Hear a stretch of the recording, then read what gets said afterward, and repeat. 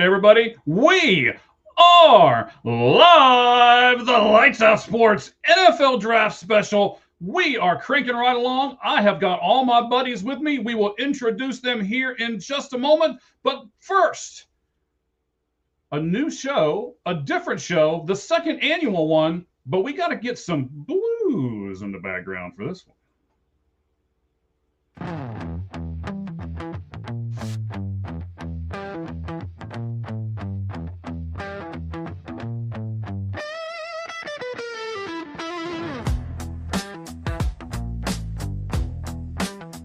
All right, guys, we appreciate you showing up with us. This is our draft special. Each one of these guys has two divisions. They'll introduce themselves in a moment, and they'll pick for those divisions. You're going to hear Wayne's name a lot. He's going to pick for a lot of teams, but I swear, he's only got two divisions like everybody else does. It just worked out that way, all right? So before we get going with everything, of course, I think we all pretty much know who the first pick is. So we're not going to do a clock on the first pick, but what we are going to do is we're going to introduce everybody, starting at the bottom there that you can see and working your way up. So Clint, come on board, buddy. Tell us who you are, where you are, and how everyone can get a hold of you, sir. Yeah, Clint Goss. You can find One Stop Shop, any of my content or guest appearances on Twitter at my namesake or at NFL Draft Dome, YouTube as well. 365 NFL draft coverage, cover all 32 teams, but there's a little bit of a central focus on the Atlanta Falcons, being I am from the Atlanta area, but I describe it as you'll enjoy it if you're a Falcons fan, and if you're not a Falcons fan, it's not enough to bother you. All right, so we got a Falcons fan in the house. He'll be doing the picks from, let's see, the AFC and NFC South. That's what Clint has today. All right, our next guy up, again, from the bottom up. And now, Med, tell us where you are. I know you've got a new adventure kind of going out that's a little bit away from sports. So tell us about that, Med. Well, I just started up Nerdcadia, which is basically a podcast for nerds talking about comic books, video games, all sorts of other things outside of sports. But you can also find me on Fun Football Podcast with my buddy Isaac every Wednesday evening. What time on the Wednesday evening, man? That is a floating number right now, but I would say 8 o'clock. Okay, that's fine. So sometime Wednesday night, right? Yeah. No, that's right. So you listen to the Lights Out Sports podcast on Tuesday, and then you listen to Med and his podcast on Wednesday. That's fantastic. Cheese, probably most people on this place know you, but you know what? Just for giggles and the other word, and because you have such beautiful hair, why don't you just go ahead and go, buddy? Yes, you can follow me at Football with Cheese, and Cheese is spelled Cheez. Like Clint, I cover all 32 teams. Big emphasis on the NFL draft. A lot of draft content already. More coming. Do a lot of team mocks, total mocks, draft rankings, prospect breakdowns, all of that. And you can follow me on X at Football Cheese. And I even got the official Football with Cheese mug. Yes, merch coming. There's merch coming. Wow. Yeah. Must be nice to have enough money for merch. I don't know about the rest of you, but it must be nice. All right, Wayne, you are from last year. We had to invite you back just like we did Med. Man, fantastic that both of you are here with us. But Wayne, I know you've switched a few things since the last time you were here. Tell us where you are now, buddy. Yeah, absolutely. I am the CEO of Anubis Sports, which is anubissports.com. Basically, it is a blog site where you can go to find opinion-driven articles, so no recaps, no news stories, just opinion-driven articles, but professionally written. We follow a guide that is stricter than the AP guide, so everything is very professionally written. And we're starting to promote the show now with a new podcast we're going to roll out called the Anubis Sports Writers Academy, where I'm going to have a different sports writer on every episode, and we'll talk about how they feel about AI, how who inspired them to be a writer. So really cool stuff. But anubissports.com, check it out. I like it. A little bit more of a personal touch than some of the other thoughts. So yeah, nice. And you said all opinion based, right? Correct. 100% opinion. All right. We like to do our opinions or we wouldn't be here, right, gentlemen? Very true. All right. Excellent. So, Med, I'm not even going to take you off the screen. I'm going to let people look at your beautiful face for a little while longer. All right. Woo, look at that.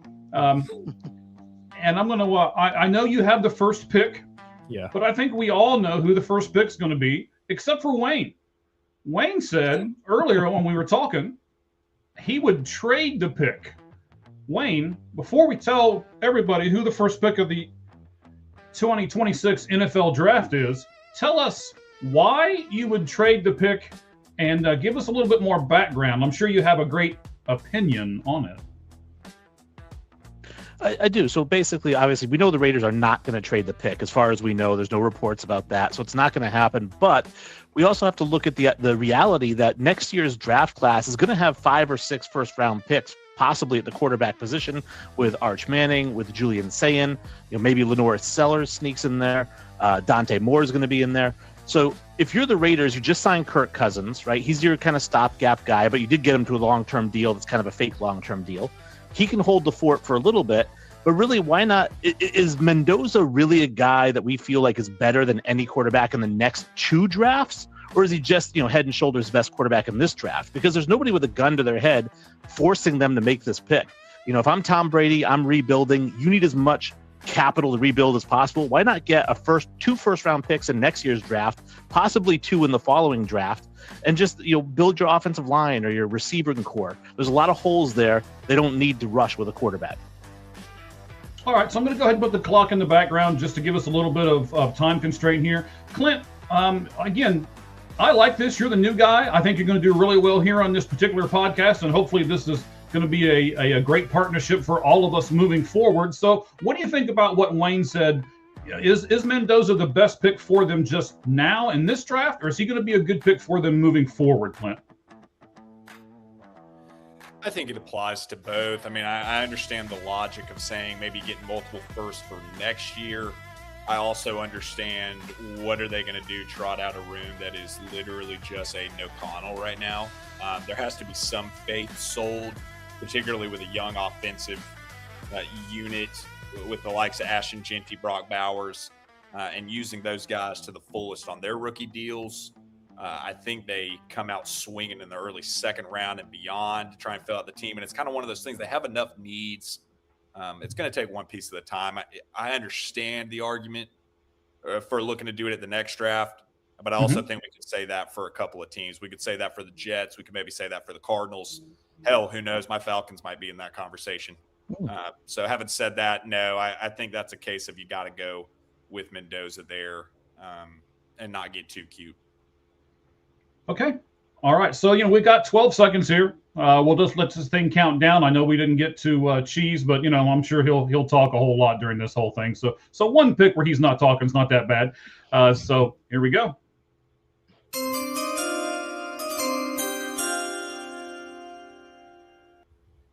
All right, ladies and gentlemen, let me stop that thing from going too far too fast. All right, there we go. We got it. Here we go. So with the first pick in the 2026 NFL Draft, here on the draft special that we're doing on the Lights Out Sports podcast, our buddy Med has selected. I had to look down at the phone just to make sure he didn't give me another text. Fernando Mendoza. So, Meg, I'm going to talk to you for just a second, right? So he's the quarterback, junior from Indiana. He's 6'5", 236. He passed for 3,535 yards, rushed for another 276, only 6 interceptions and 48 touchdowns. Do you like all of those numbers, or would you like to see more out of your first pick? I like those numbers, but you're still going to want to see more. I mean, this is a kid that has huge upside. You look at like Wayne was talking about earlier with the draft. It is going to always be a crapshoot, but you got to go ahead and swing for the fence on this one. This kid has a lot of leadership. I mean, it's Indiana Hoosiers. Who would have thought that they, of all teams, would be hoisting a college football playoffs trophy even 4 years ago?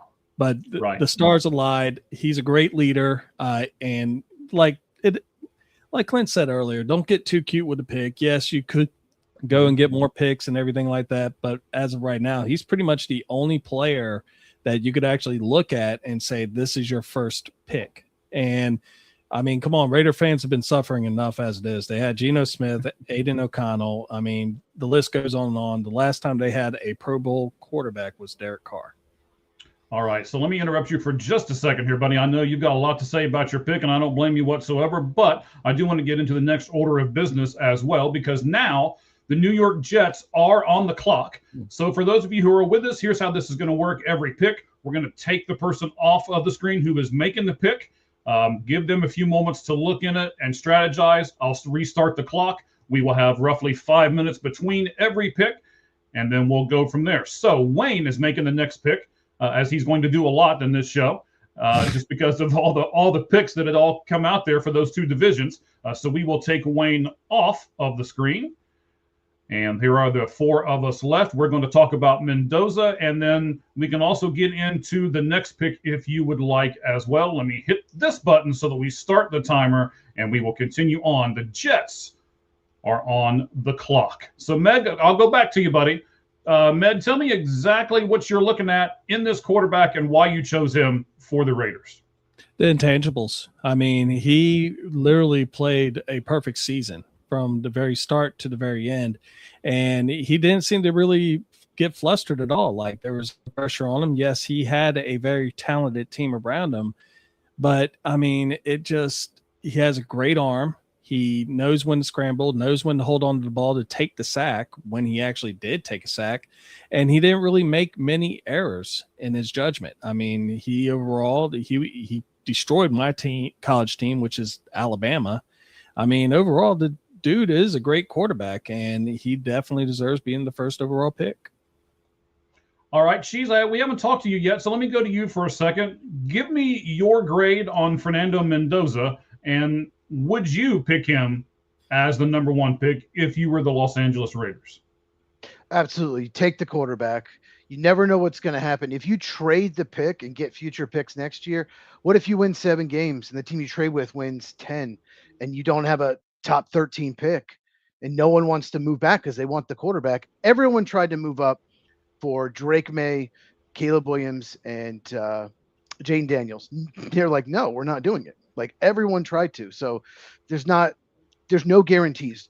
Just take the quarterback, because if you trade back and you pass on him and he becomes like a Hall of Fame quarterback, how's that going to look? Like, I get it. He doesn't have as many tools as a lot. He's probably not, he would probably go 4th at best if he was in that draft with Jane Daniels, Caleb Williams, Drake May. I get it. But his ball placement is great. His poise, he's so tough. He's got incredible size. And he's just such a great leader in person. Like, he's going to be those kind of people with those kind of intangibles, like Med said, they just don't bust. I don't know if he'll ever be a top 5 quarterback, but there's a good chance he'll be at least above average to pretty good. So you just can't pass on that at this. It just, I can't imagine. It's why no one's even trying to trade up. Like, it's done. And he is definitely by far the best quarterback in this class. Mm-hmm. All right, so we've got a comment here. Let's put this up. I'm covering Wayne up, so I want to have this up for too long. But it should be covering me up here at the top. We have to fix that next year. So what's your take on the Dexter Lawrence trade? I'll take that back off. For those of you who haven't seen it, Cheese and I did a really good breakdown this morning. We called it Bengals Breakfast. And we did about an hour's worth, and we peeled back. When I sent out the tweet for it, I said we peeled back the orange onion. We looked at stuff. What are they going to do? What are the Giants going to do? What does this mean for the Bengals? What does this mean for their line? What does this mean for other teams that are planning to go up against them now that they have Lawrence on their line? And the only thing that we did not get to, because it happened, I don't know what, Cheese, 30 seconds after we went off the air, Adam Schefter announced the compensation and the one-year extension, and we were like, really? Seriously? Like 5 seconds after we went off the air, I'm like, should we go back live? They announced that he had a 1-year, $28 million extension. And then he passed the physical too. Because we were worried about the elbow. We were worried about because what happened with Crosby. So we were a little worried. Yeah. Correct. All right. So, Clint, I'm going to go down to you for a second, and I'm going to give you the option. Do you want to talk about the Dexter Lawrence trade, or do you want to talk about Fernando Mendoza, sir? I'll go with Dexter Lawrence. My first impression, and then having thought about it throughout the day, is still the same. I think the Giants fleeced him. I think it was kind of a conflicting result that could have been considered a little standard for a debated Bengals front office. It's like, okay, so we strung out Trey Hendrickson and wouldn't pay him. So now we're going to let him walk so we can go trade our 10th overall pick so we can go pay a 1-year deal to Dexter Lawrence, who's coming up on 30 years old, coming off of a medical, and what you think you're that much in this winning window with him that you're going to gun for the Super Bowl this year with the other litany of issues you have that put you in a position to be at the 10th overall pick. No more offseason moves than you made. Did not really understand that. I mean, look, he's a great player. There's definitely a need. If you look at some of the past 1 or 2 free agencies, past 1 or 2 trade cycles, they've been gunning for a defensive interior. Early on in the draft cycle, that was really a point of conversation, was looking at DT1 in this class at the 10th pick. But all things considered, I think you look at it from the Giants angle. Okay, they're going to be sitting there at 5, likely going to be looking at an Ohio State defender. And then at 10, come take your pick of the litter of what is there with the offensive line class. And I know we'll get to that here later on in the show. I think John Harbaugh made out like a bandit here. And I'd have to heavily side with the Giants getting younger, getting somebody that wants to be in the building versus that of the Bengals. All right. Thank you, guys. I certainly appreciate it. As you'll see, we'll kind of rotate people in as we bring people back on. They'll come up at the bottom and we'll flip people up and all of that. So that way we rotate all this beautifulness on the left-hand side of the screen. All right. So the second pick is in right here on the Lights Out Sports podcast, the NFL Draft Special.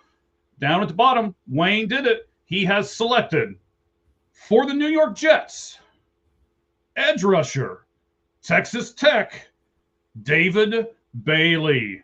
Wayne, before we get to you, Cheese, you're going to go off air for a moment because now you're going to make the pick because the Cardinals, my Arizona Cardinals, don't you do anything crazy. My Arizona Cardinals are on the clock. So, Cheese, I'll take you off screen. Wayne, why did you make this pick for the Jets? Well, obviously their biggest need is quarterback, but with Mendoza gone, you're not going to take Ty Simpson at the 2nd overall pick. It's just too far of a reach. Their next biggest need is interior offensive line. And again, there's nobody there worth taking at the 2nd overall pick. So then it falls down to edge rusher and cornerback. Again, corner, not quite, it'd be a reach to take a corner there. So it's edge rusher, and it came down to David Bailey and Arvell Reese. And when you look at the two of them combined, they're the same size. They run the same 40. The biggest difference is the production. We're talking 19.5 tackles for a loss and 14.5 sacks for Bailey. And I know that the Texas Tech plays a little bit easier schedule than Ohio State. But overall, I just think that he's a slightly better edge rusher. His PFF grade is 93.3 versus 75 for Arvell Reese. So I think this is the right pick for the Jets. Okay, I like that. You've done your homework, sir, as I'm sure all of our guys are here because they've known about this for a little bit. That's why we did this. So, Med, I want to go to you for a second, buddy. Mm-hmm. Is this the pick that you would have done for this particular team in the Jets? This is because I actually picked David on this one too. I mean, he just basically said it. I mean, the dude has a 92.9 edge impact grade. And also, if you look at his history, he's improved every single season in college. And, you got basically a total worth right there. You could tell that he's improving and he's building on it. He's learning the game a little bit more, really good on one-on-one, and is able to shed in blocks with no problem. I mean, this is honestly the one position that they really did need outside of quarterback, of course.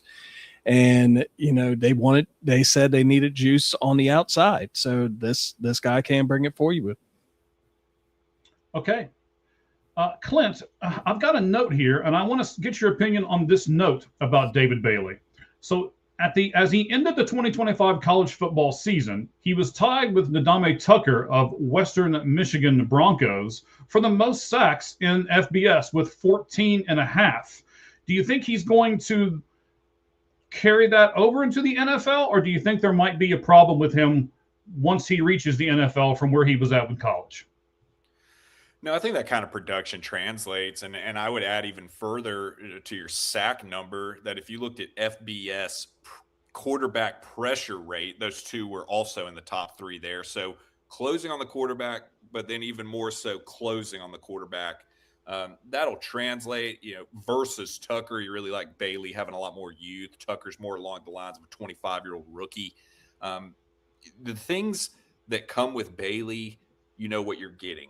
So much speed, so much first step burst, Going to be some development needed as far as the power and his run defense, setting an edge. But I also think, take the Jets, for example, using this pick, they know that role for him. You're pairing him along the likes of what you have as the larger set on the down lineman in front of him. This is you're purely taking Bailey because you want him to put the quarterback on his backside. You're not taking him to be the super strong run defender. If that was your preference, you'd be looking more at an Arvell Reese. You'd be looking more at a Reuben Bain. But as far as the juice off of the snap, Bailey's the best in this class. But no, I see a translate. I mean, yeah, do I think he's going to come out and have 14 and a half sacks? No, but in an NFL where we saw a similar kind of archetype of player in James Pierce Jr. coming out last year go and have 10 and a half sacks as a rookie, it's out there. It can be done for those guys who are really just all burst, all speed, and not your creme de la creme of run defense. Understood. I like it. I like this pick for them. I think this is really great. We've got a little over a minute here left before the next pick is in. So I want to say this. Bottom right hand of your screen, you will see a QR code. And we'll do another QR code here in just a little bit too. We have a couple different sponsors for this particular show. It was our most watched show last year, and I'm sure it's going to be again this year, especially with these gentlemen that we have over on the left-hand side of the screen. But you can just simply put your phone up to the screen and scan that QR code. That is frostbuddy.com. You can do frostbuddy.com/Red Hot Reds as well. That will take you right to their site. And this is a neat product. It's a product to where, you don't dump stuff inside of it, although you can. But what it's really made for, and a lot of the stuff here with Frostbuddy, is you can get something from Starbucks and drop it down in the cup and it holds it for you. You can get something from Wendy's. You can get something from McDonald's. You can get in any size, any cup. It all stays in there. It's like a koozie and a tumbler all put together. So fantastic products. And they have MLB licensed products as well. I know we're doing an NFL show, but they don't have NFL licensed products, just MLB right at the moment. So go over there, see what you can get, and I know that you will not be unhappy. So let's pull Cheese back up on the stage here, and then we will announce the third pick in the NFL draft right now. Ladies and gentlemen, with the third pick in the 2026 NFL draft, the Arizona Cardinals choose junior, 6'4", 233-pound edge rusher from the Ohio State University, Arvell Reese. Cheese, why Arvell Reese to the Cardinals? This is the player I wanted for the Cardinals. They may have gotten the best player in the draft. He is incredibly athletic. He's always around the ball. He's got speed, agility, unbelievable acceleration, which makes him an outstanding blitzer. He gave Arch Manning a ton of problems. There were a lot of plays where he would look like he was dropping in coverage. You know how guys show they're going to blitz and drop? He would drop in I'm sorry, buddy. I'm messing this up. I gotta start this clock up, or we're gonna be here for 9 hours tonight. So let me take Clint off the board so that he can make the next pick. Okay, and then let me start the clock. So Clint will get you back up here in just a moment. He is on the clock with the Tennessee Titans as they make the fourth pick of the draft. Might as well just take the person off right before you announce it, maybe. Yeah, but no, I got to do a little better at that. That's my There were plays where he would drop in coverage against Texas and then decide to blitz. And he is so fast and he has such good acceleration that he was disrupting the play. He gave Arch Manning a ton of trouble. I saw in an interview that he didn't really know any pass rush moves. They told him, you're going to be an edge rusher now. And he didn't know what to do. And I did not even pick up on that watching his film. That's how good he was. So imagine how much better he'll get as an edge rusher when he does learn pass rush moves. Now, I'll say this. He wasn't as good in coverage as a run defender or as a blitzer. He didn't play as well in space. And I never saw him put his hand in the dirt. Every time he rushed, he was standing up. So he might have to do that in the NFL. And I'm trying to look at my notes here. And just in the run game, he just rather run around you than go through the blocker.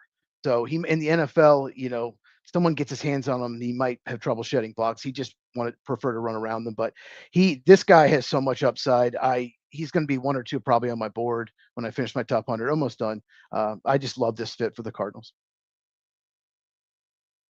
All right, so you've already finished your offensive stuff on your channel. You're going to do defense tomorrow. Is that right, buddy?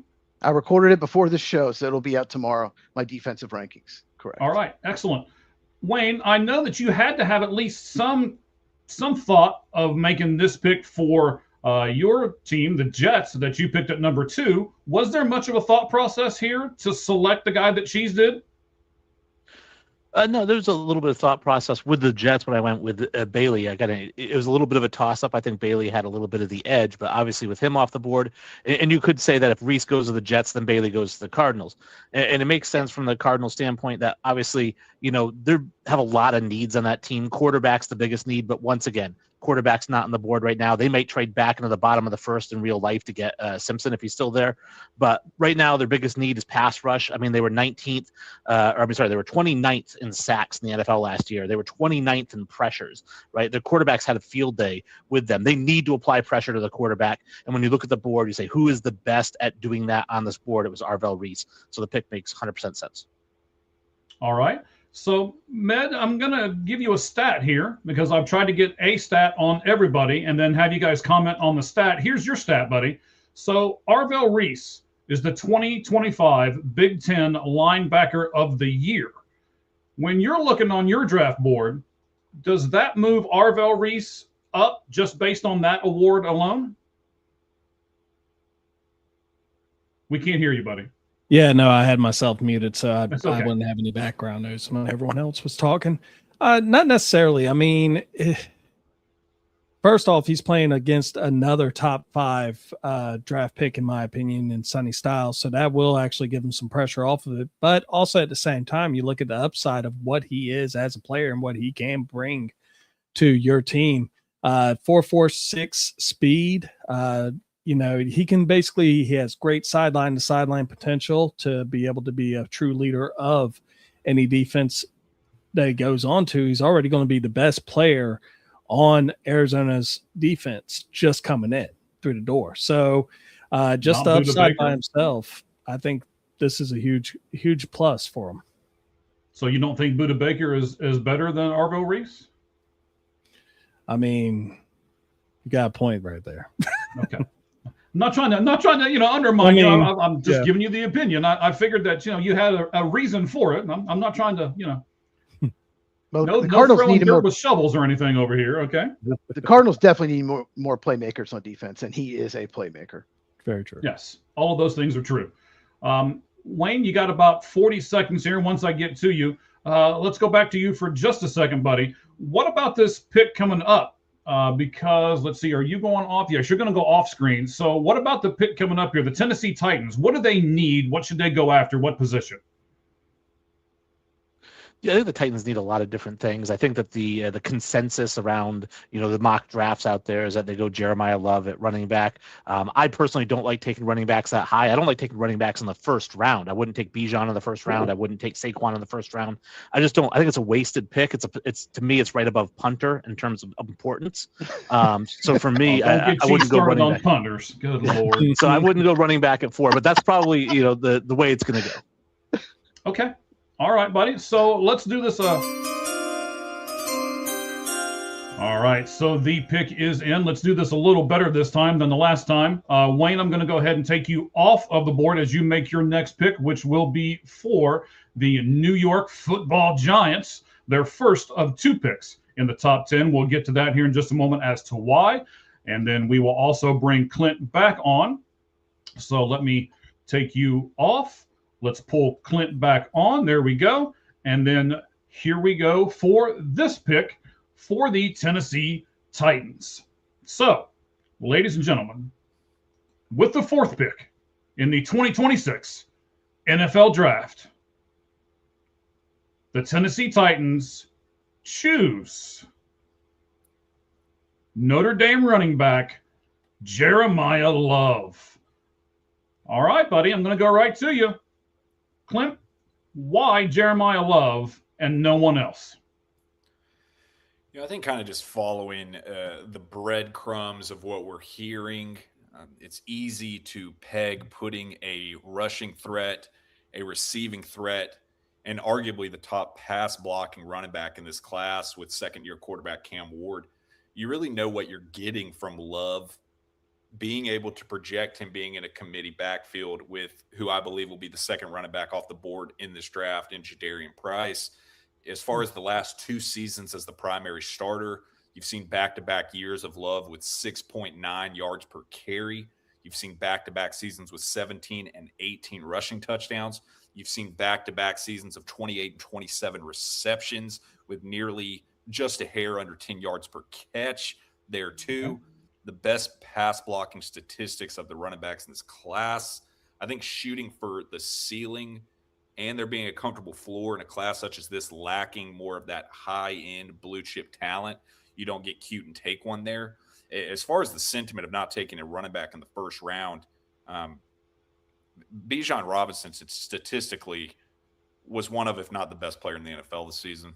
I think they think that kind of way about a Love, like we talk about a Jahmyr Gibbs, like we talk about a Bijan Robinson, and being able to have someone at a high-end position.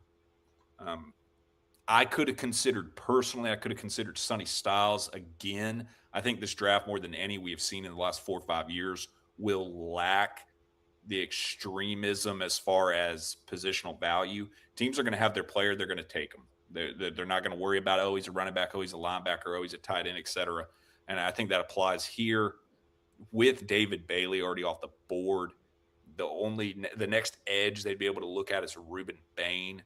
And even having considered that, when you look at what else they have, I just think they have to do something and will do something here that is directly impactful to Cam Ward in this offense. So I think Love is very exciting there. And I also think, for all the discussion we have about them really needing an alpha receiver and really needing an option there, it's kind of like the Bijan argument. I mean, we talk about Atlanta's receiving core. Bijan's essentially been our receiver too there. And maybe if you not include Kyle Pitts in that same realm, I think that is the anticipated usage of Love. I think all things considered, that's just an exciting pick for him. And lastly, I just use the word exciting. That fan base needs somebody to get excited about. That fan base needs some flair. That fan base needs the kind of player you buy his jersey. And I think Love is all of those things. He's definitely a culture pick. Is somebody that's all business. I think everything points to this being the pick for him. Okay. Man, that's some great analysis right there by Clint. We appreciate you, sir, making that pick for us and giving the analysis there, buddy. That's your first pick of the night. You'll have a few more. And yes, you're very welcome. I cheers to you too, sir. Yeah, every single extra pick that Wayne has was taken from me. So I'll be doing a whopping 5 this evening. No, the Bengals. I had the Bengals 10th pick. I was so looking forward to it, and they snaked me. They could have waited until Monday. So the Dexter Lawrence trade, because Mike's a Bengals fan. I really wanted to mess with his head. So Cheese, will go to you for a minute. You've already mentioned the Bengals trade. Do you think there's any way that the Titans will trade out of this pick and try to do something different? Yes, I definitely think the Cowboys and Chiefs are going to try to trade up. The reason why the Bengals moved out and why I disagree with Clint, I think it was a good move by the Bengals to get a unique nose tackle can rush the passer. Looking who's going to be there at 10, you're just not going to get nearly as good a player, and they have the cap room. Go for it. He completely changes the Bengals defense, which has struggled. If Burrow can stay healthy, they're going to be a playoff team. They just have too much talent. But I guess Clint wasn't excited about Peter Skoronski, left guard, first round pick 3 years ago. I guess no one bought those jerseys. No, I don't think they. I'm sorry. Who was that again? No, I love the Skoronski pick, and I could definitely have a cold beer wearing that in a parking lot. No, I love Skoronski. But I'll say this: all you crazy I would not offensive do this. line people. I would not do this. I was the Titans. I don't like their offensive line as far as run blocking. Look, we saw what happened to the Raiders last year. They drafted a running back high, and they didn't have all line could block for it. So it's kind of a mess there. So I would trade out if I could, or go with a defensive playmaker. And I think it's too high for a receiver. I worry that Love's going to have a similar situation, maybe not quite as bad as Ashton Gianti, where he just does not have a lot of holes to run through. And it's like, okay, we used all this draft capital on a running back, and it might be a few years before we even have an offensive line that can block for him. It even happened to Saquon Barkley. he didn't ever have a great offensive line. Goes to Philadelphia. Oh, look, he's amazing. So I get why they would. He's an incredible player, but I would try to move up. Okay.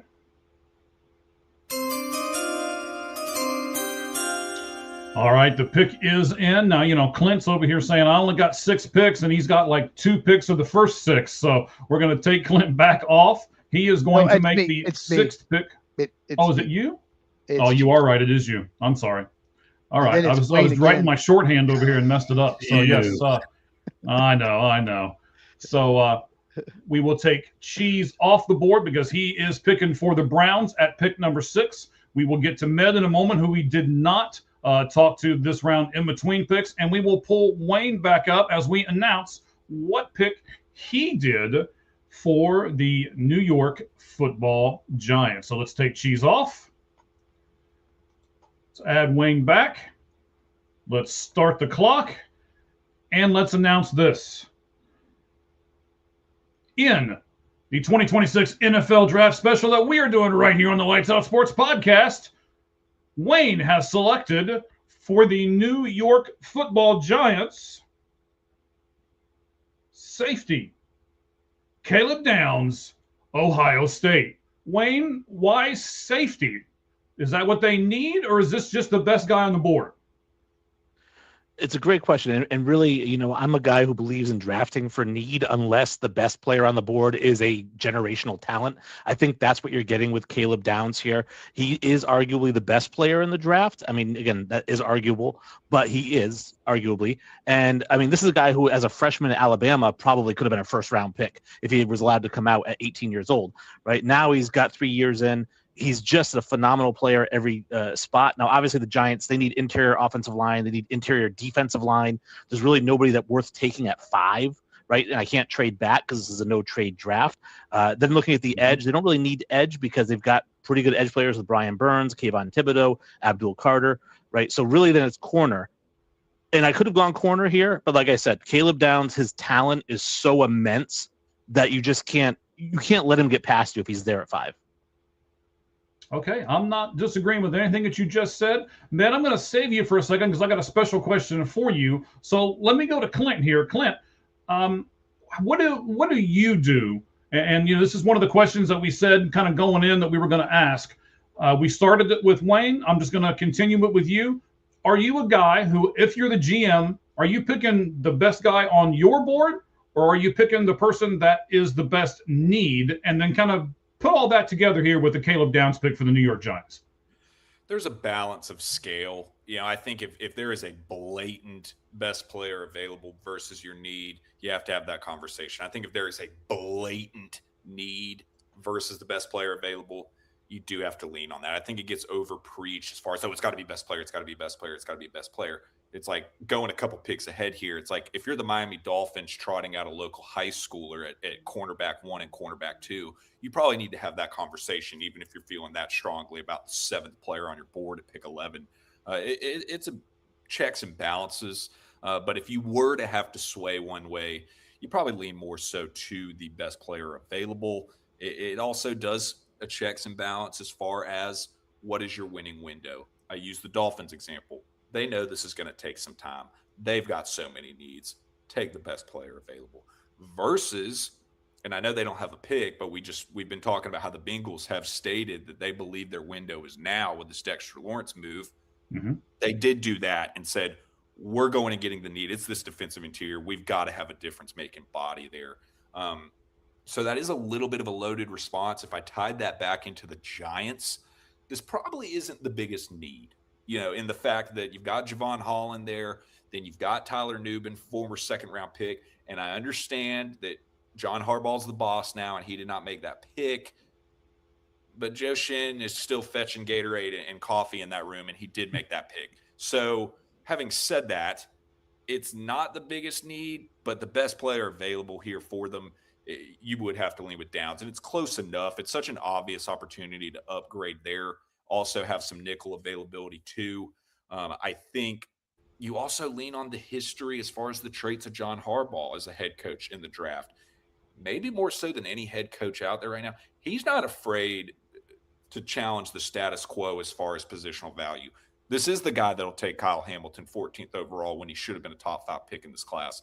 This is the guy that'll wait until the 20s and beyond to go for a new receiver when there's been a blatant need there for Lamar Jackson, whether it be Hollywood Brown, whether it have been Rashad Bateman, whether it have been them going and making a move to get DeAndre Hopkins, et cetera, et cetera. Having said all that, if anyone is going to say, F it, I don't care, I'm taking a safety here, I think Downs is the highest floor player in this class, and I want him. He's the guy to do it. So I think when you pair all of that, no, if I were to have made this pick in this exercise we're doing, I would have taken Downs as well. Okay. Well, see, now you verify what Wayne's doing. I'm sure he feels so much better. I hope that headset doesn't pop off there when his head starts to swell. So we should be good.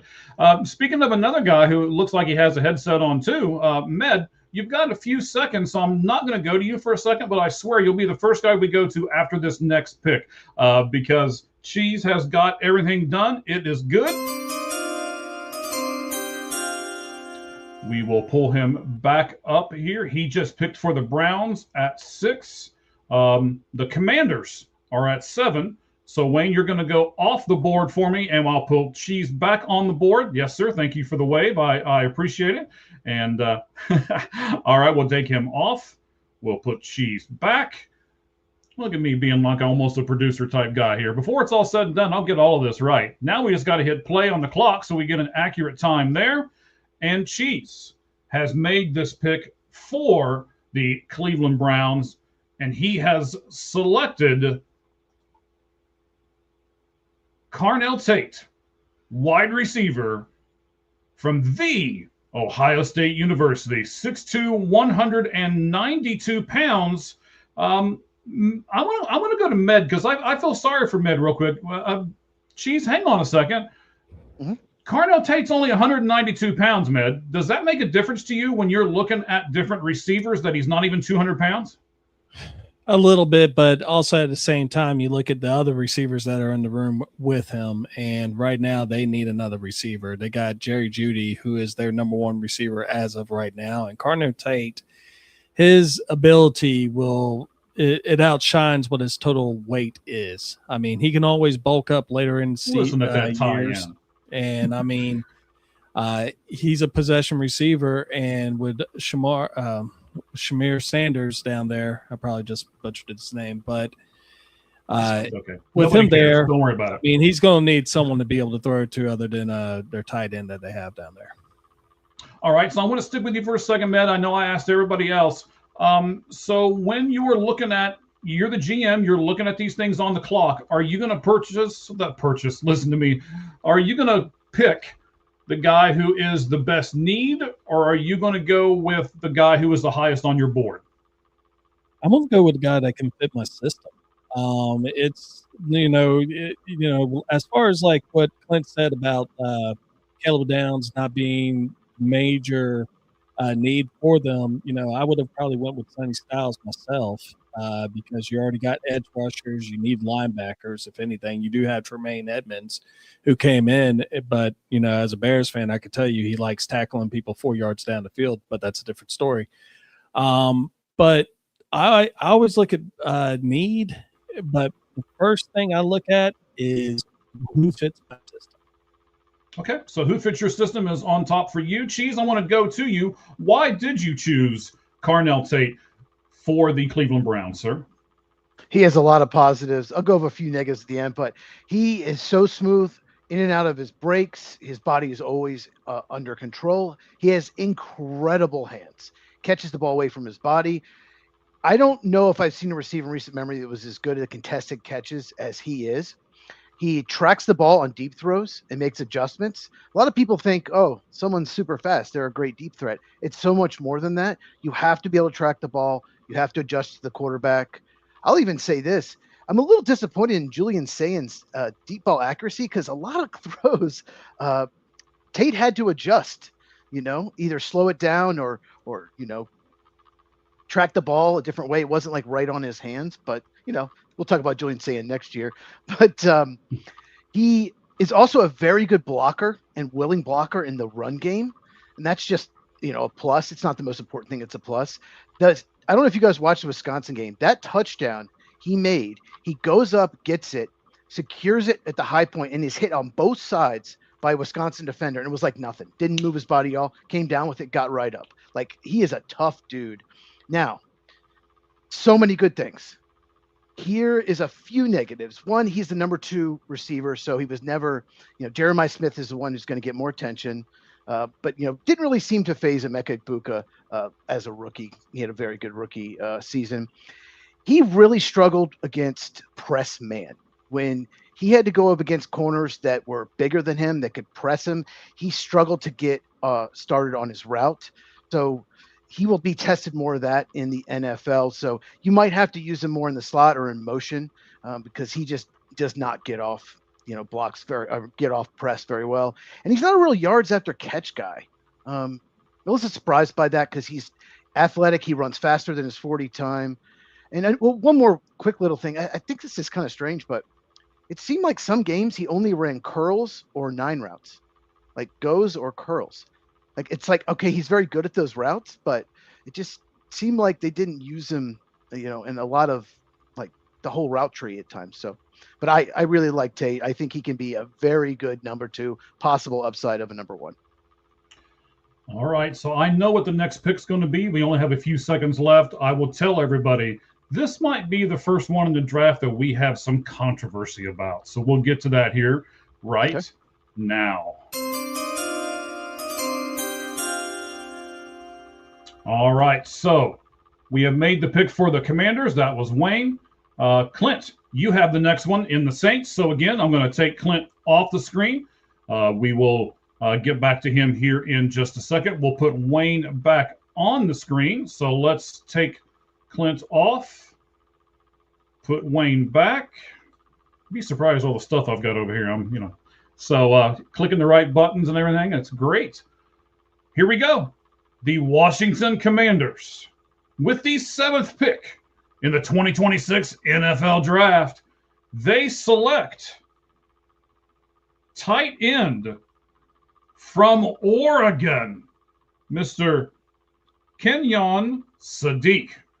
Wayne, defend your pick, tight end to the Commanders.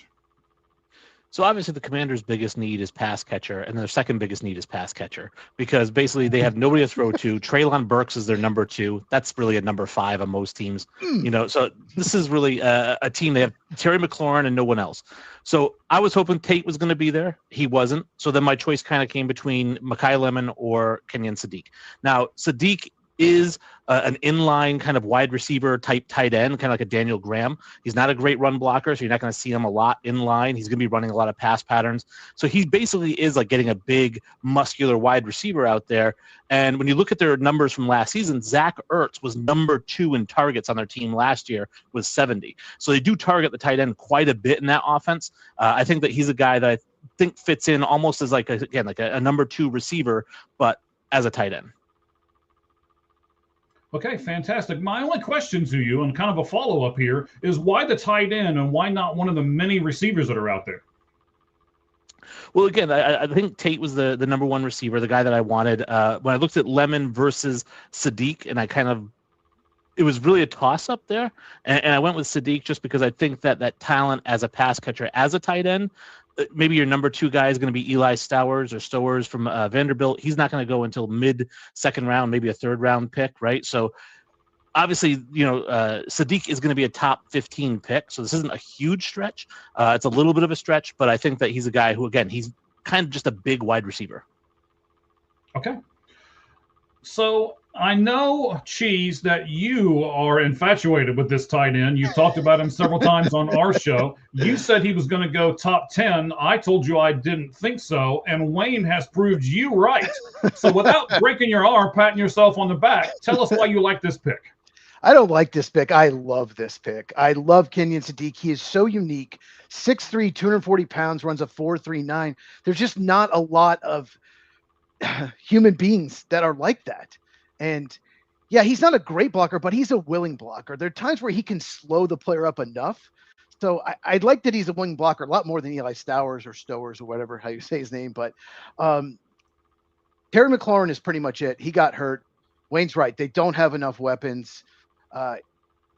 Kenyon Sadiq, there were people out there mocking him to Carolina 19, 49ers at 27. I don't understand it. It drives me insane. I've been complaining about my channel, for weeks now. No way. Not you complain.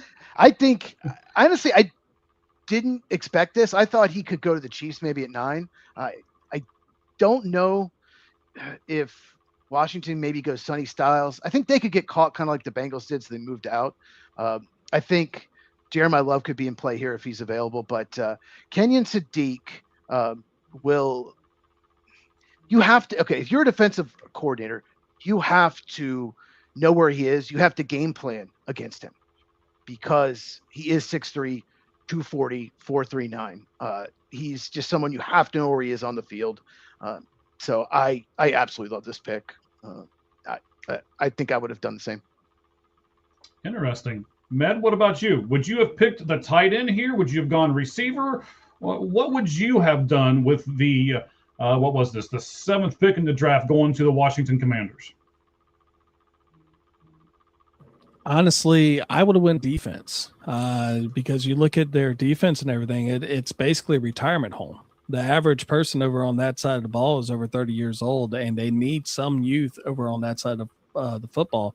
Bobby Wagner's 35, Von Miller's 36. And, the only youth that they really have is on the backside of that defense. I don't hate the pick because Kenyon Sadiq with Jaden Daniels, when he was with LSU, he did throw the ball quite a bit to his tight ends.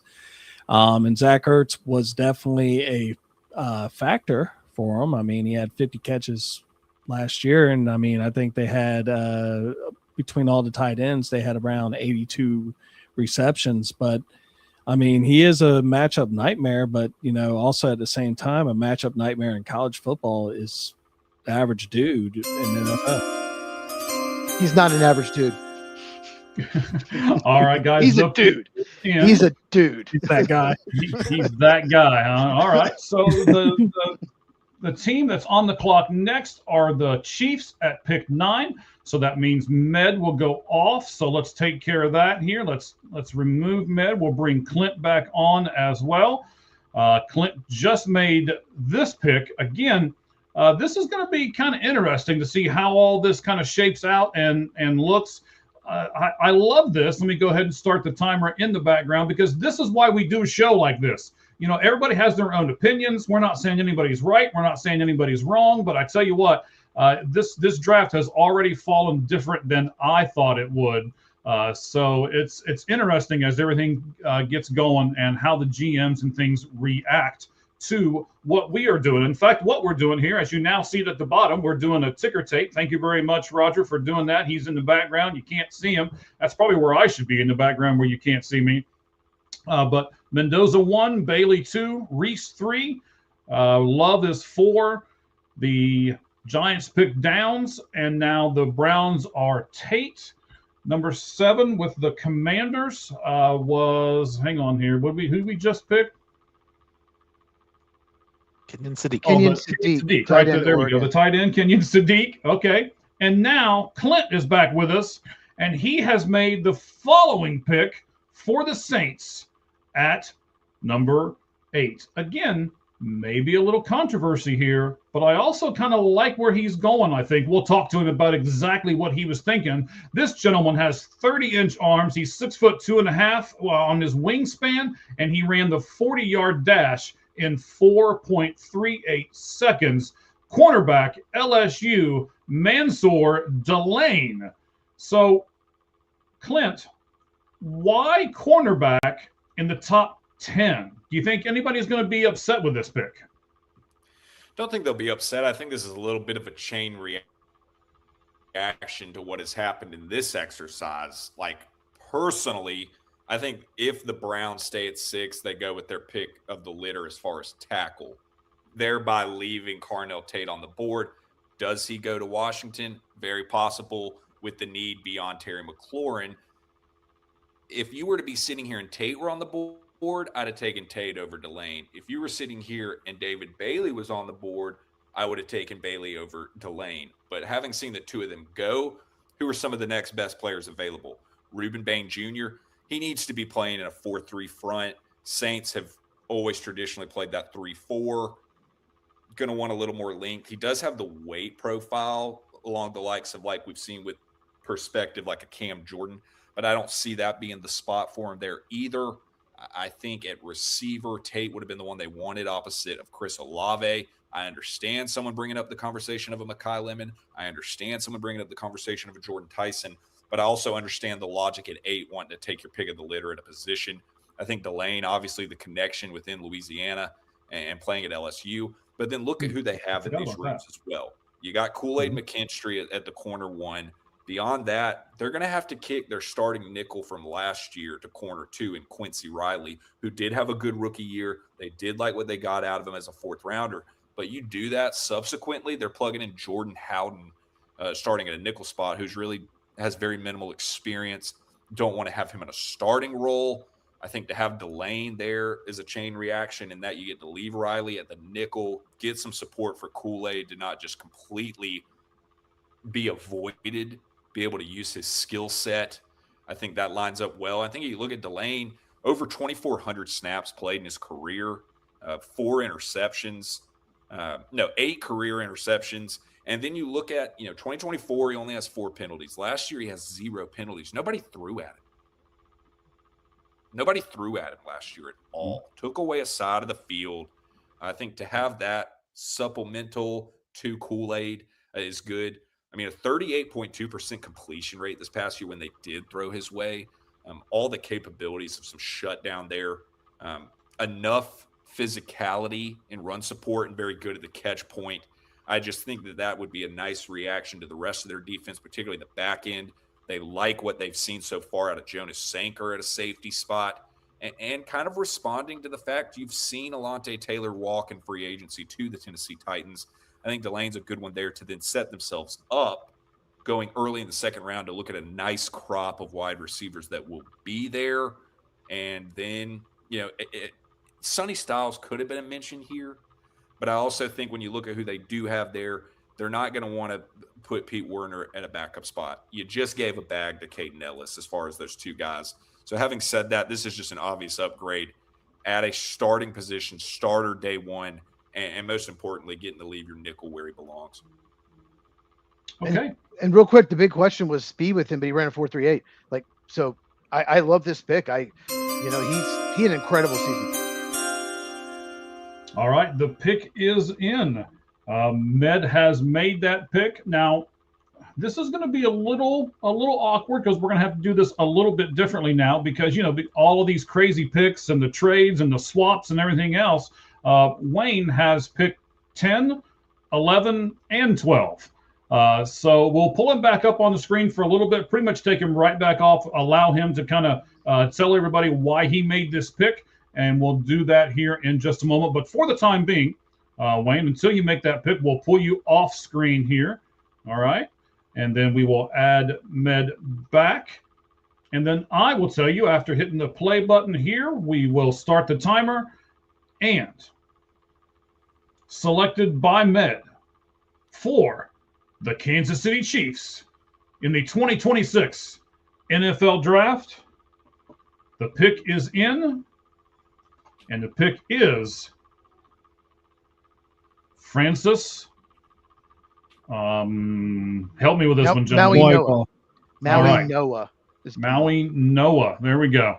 I knew I was going to mess at least a couple of these up. So from Florida, Med, 6'6", 229 pounds. His 40-yard dash was 5.14 seconds, and he did the 3-cone drill in 7.77 seconds. I like the sevens. He had a 29-inch vertical jump and an 8-foot, 10-inch broad jump. So knowing all of those stats, is that why you picked him, or was there another reason, Med? He's a mountain. And the one thing that I'm looking at my franchise quarterback tearing his ACL last year. I kind of want to be able to keep him on the field as much as possible. And with, a lot of people talk about how elite the Kansas City Chiefs offensive line is. It was elite 7 years ago. It is now rated in kind of the middle of the pack. And, what you want to get is you already got Simmons from last year on one side. Let's go ahead and get another mauler and put Francis on the other. And 80-inch wingspan, that's crazy. I mean, that means he has great lateral movement. He can block just about anyone, just nullify him, and then give Patrick Mahomes a chance to basically work his magic. Actually, Sadiq would have been a pretty good option here, but he already got picked up by the Washington Commanders. So, I mean, can't really get him now. So, but I like this pick. Okay. So, Cheese, I'm going to go up to you for a second. Do you like this pick? Is this what you would have done? Or he's smiling up there. I can see it from here. What do we got, buddy? Talk to me. There's no way they're passing on Ruben Bain here. There's no way they would pass on Ruben Bain. That he's such a good fit for their system. I know it's some off the field stuff, but look, offensive line's a need. They need a guard and a tackle, in my opinion. But I don't see them passing on Bain. I thought, Bain would be gone. He's not. Maui Noah is just a guard to me. I don't think he can stay at tackle. Really struggled in the college football playoff, especially pass blocking. I think he can be. His potential as a Pro Bowl guard, good run blocker. I think NFL pass rushers will give him so much trouble. But I hear the Chiefs do like him, so it's possible.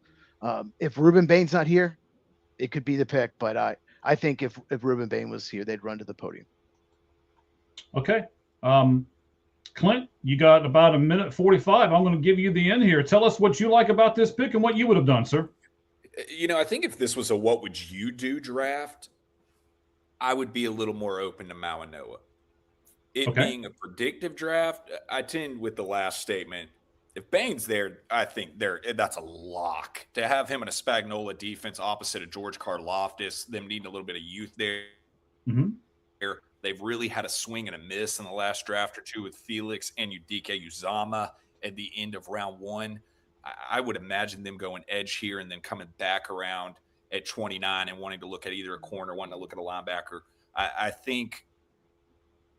just think everything points to Bain. I mean, you're talking about 9.5 sacks worth of production, top 3 in FBS and quarterback pressures, the power profile, his size, kind of that 6'3", 275 pounds, really kind of looks that similar, bully ball power capability opposite of Karlaftis. And you look at some of the better organizations in this league, they always get the next guy in the building while the guy is still in the building, and giving that ability to filter. You talk about the Chiefs, you talk about the Eagles, you talk about the Ravens that do that. I think they do want to have an addition to this defensive line, and I just don't think Bain falls a lot more than this. I would have liked Bain there, but I get the logic on Maui Noah. I just wonder, with what they've done in the last few years at that tackle spot opposite of Josh Simmons, if they think that they can do that later on. So that's interesting to me. I would have sided with Bain, but no, this isn't egregious by any means. Okay. I'm with you. I mean, you can go either way. And that's one of the great things about this. And I know, we're not going to come off of here and be like, oh, that was the stupidest pick at number 9. And so that's the whole point behind this. But also, gentlemen, as a fan, I've sat and watched this NFL draft and thrown stuff at the television going, what are you stupid people doing? Why are you picking this? And that's just the nature of this beast, right? Okay, so we're going to actually pull Wayne back on here in a couple seconds here because he has made the 10th pick for the Giants. Wayne, you ready, buddy? Yeah, okay. I can see you guys off air. Just because I don't have you up on the screen doesn't mean I can't see you guys. So I'm going to pull everybody up, okay? And we're all going to be up here for just a moment because Wayne has made this pick. Remember, this is the 10th overall pick that the Bengals would have, but they traded Dexter Lawrence. They got this pick. The Giants earlier have already made one pick, and now Wayne has got them doing the following pick. All right, ladies and gentlemen, with the 10th pick in the 2026 NFL Draft, the New York Football Giants have selected wide receiver USC Macau Lemon, right? Mackay.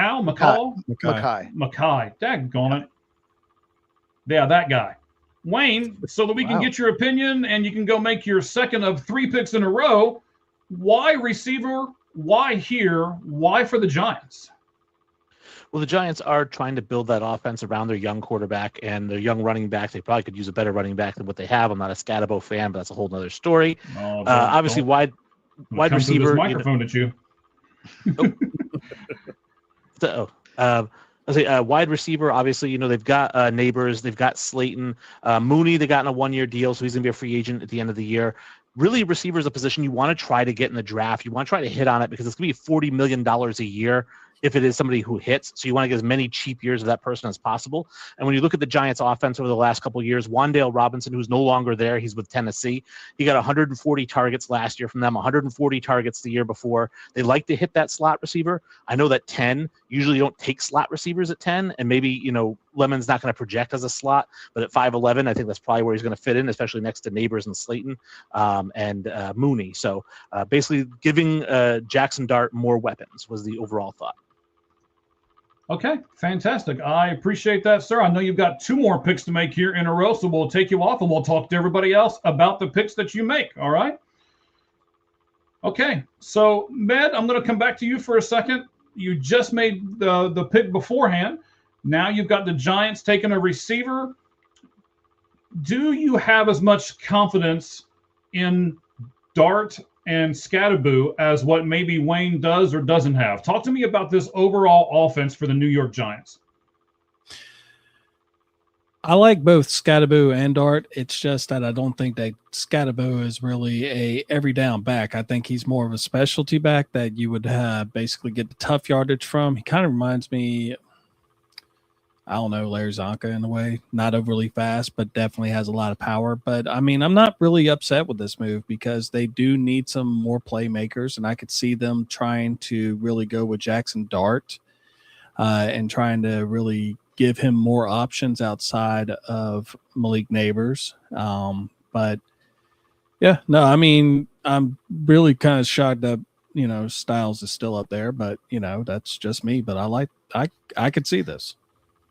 Well, yeah, this is like we talked about. This somebody's going to fall, and in this draft, it just so happens to be Sonny Styles. We'll see what happens as everything continues to pan out. But he's the one that's fallen here. Clint, what do you think about the overall offense in New York? And is this a good move for them, or should they have gone defense? Sonny Styles ain't fallen past 10. I would have had him there at 7 to the Commanders. I would have then lapped around and done him here again with the Giants. You kind of had the rumor mill. And I know we're not doing trades, but about the Cowboys looking at trading up with the intention of one of those Ohio State defenders. I think it is Styles, knowing that the market's going to be there for him. I think also I'd point to John Harbaugh goes out here in the last few weeks and says, we want to build the best offensive and defensive line in the NFL. I don't know how you let Dexter Lawrence walk to get this 10th pick and not in some capacity look for somebody on either side of the line of scrimmage. Like, for example, I would have loved the thought of a Vega Ioane here, Penn State guard. He is a top 7 player for me in this class. I think that is an immediate floor raiser for him.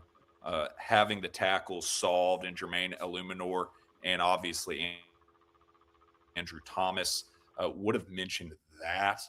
I think for them to look up in Styles be here and the thought of having Styles and Downs would have been too much to say no to as well. I get the mention of receiver, but I also would go back to what I've said about the tendencies of John Harbaugh in the past of being comfortable waiting a little later on as far as a receiver addition. You've already got a receiver 1 in the room in Malik Neighbors, though he is coming off an injury. I would have maybe imagined, now you've put yourself in a position, you're picking 36th.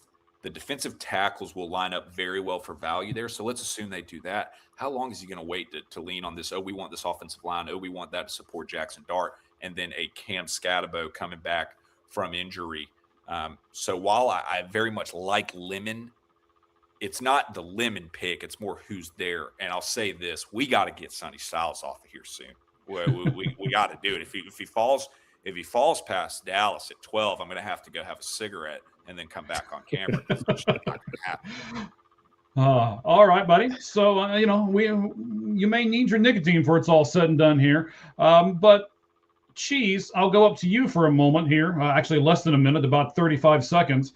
So what do you? I know you're not real big on Jackson Dart, so are you adding around him, or are you going to go defense? Well, I'll just say this: Makai Lemon makes sense.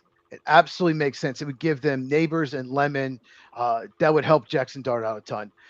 But I think Sonny Styles is in play for 5. I do not see them passing on Styles at 10, even for Makai Lemon. They can come back at 37 in the second round, get a good receiver. It's a deep receiver class. And they don't, because they have Malik Neighbors, who's a number 1. They don't necessarily have to go receiver. So I get it. They could go Lemon, but if Sonny Styles is there, that's got to be the pick. All right. So once again, the pick is in. It is Wayne. He is also picking for the Dolphins here. So let me pull Wayne back up onto the stage. All right. Let's go all 4 of us here. And we'll let him defend this pick because he may have to a lot here for, I already see who it is. Yeah, we're just going to announce it right now. So, ladies and gentlemen, with pick number 11, the Miami Dolphins select Miami edge rusher Ruben Bain, the 6'2 junior, out of Florida, Miami of Florida. All right, Wayne. No Sonny Styles yet. Somebody on this screen is chugging. I'm not sure what he's chugging, but he's chugging something over here because we ain't got Sonny Styles off the board yet. Wayne, why did you choose Ruben over Sonny? It was coming down between the two of them. Miami does need a lot of things. I mean, they're in full rebuild mode. They're not really trying to win right now. It doesn't look like with the moves that they're making. So they're trying to build. And looking at their team, I mean, defensively, your edge rushers are Chop Robinson, who does have promise, but, hasn't quite lived up to it yet. Josh Uche, who I love as a Patriots fan. I love Josh Uche when he's here. But again, he hasn't quite lived up to anything. David Ajabo, which I don't think that's a guy you really want as one of your top edge rushers. So really edge rusher was a need, and obviously the top 2 players on the board right now are edge rushers. Really the biggest difference between Styles and Bain for me, it came down to I think Bain is a little bit more complete. Obviously Styles is a freak athlete, but I think Bain is a little bit more of a complete a linebacker there. Obviously the hometown thing helps. It's kind of like when they took Jalen Phillips. Same idea. It's a guy from Miami that they're bringing in, and then they traded Phillips to Philadelphia. But that's a whole other story. But I do like Bain here as a good fit for them as an edge rusher in Miami. All right. So while all of you are up here on the screen, he just chose the 11th pick for the Dolphins. We're going to have Wayne choose the 12th pick for the Cowboys, and then we're going to take a small break from picks for a minute. And I'm going to ask all of you, which team do you think would move up into that top 12? I'll do like a minute for each one of you. Give me what team you guys think and why they would want to move up into that top 12. First of all, let's go ahead and take Wayne back off so that he can make now the 12th pick for the Dallas Cowboys since they are on the clock. I'm going to try to keep everything short with everybody. I know we got a couple comments I need to get to and everything else over here, so we're doing a lot. But Cheese, I would agree with the statement, and we've said it on our show, Lights Out Sports Podcast, that Miami needs everything. So where do you start? Yeah, this is a no-brainer, I think, for them. Jeff Hafley's very pleased. Let's just talk about Bain. He's a power rusher. He will run through you. That's what he wants to do every single time. But he has really good bend, and he can get below the pad level. And there are some speed rushers in the class that can't do that. He was incredible against Notre Dame, incredible against Ohio State. So those are 2 really good teams, and he just dominated in those games. Nonstop motor, good run defender. Here's the only thing that really worries me a little bit is when his power fails, a real powerful tackle, he usually fails. He tries to run through you, and there's going to be some powerful tackles in the NFL, and there might be games where if he cannot beat them, he can't win with power, he could struggle.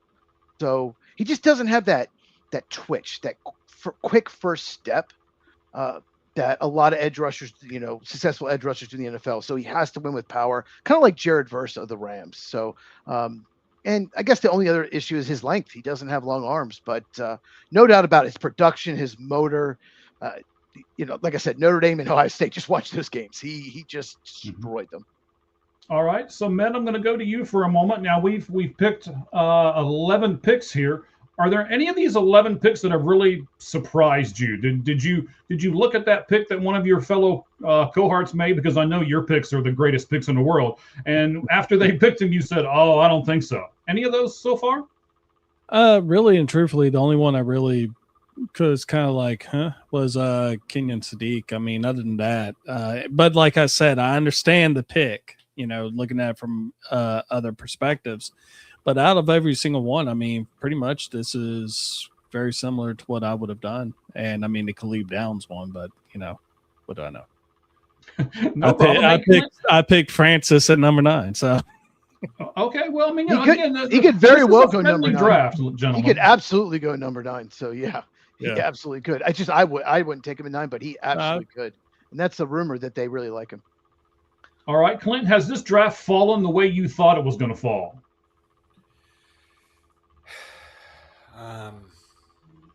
Again, and Sonny Styles is not going to still be here. I would have thought that tackle would have gone at 6, leaving Tate open for 7 or 8. There wasn't a tackle worth 6, in my opinion. The Browns are dumb, though. That, Andrew Berry might do that because he's an idiot, but there's no way I could take a tackle at 6. It's just not a tackle worth that spot. I think 6 is the prime spot if there is going to be a trade up. We've mentioned Dallas. I think that will be it. I think it will be a little rich to go all the way up to 3. I think it'll be a little rich at 4. I think a team like Dallas would view 6 as the spot. So I think that might be null in the fact of what we actually see come Thursday night. But I hear you. I do think that they might be a little more comfortable in terms of what receiver is there at 24 versus what tackle. We see a real tackle run here. They might be holding their breath if somebody's still there. But no, otherwise, I think it's lined up well outside of what I would have thought maybe about 2 picks or so. And, that's going to happen in an exercise like this. That's the point of it. All right. So I want to, before we do this pick, let me do this real fast. I need to take this off. I'm going to pull this on because we have another sponsorship. It is Forward Fan.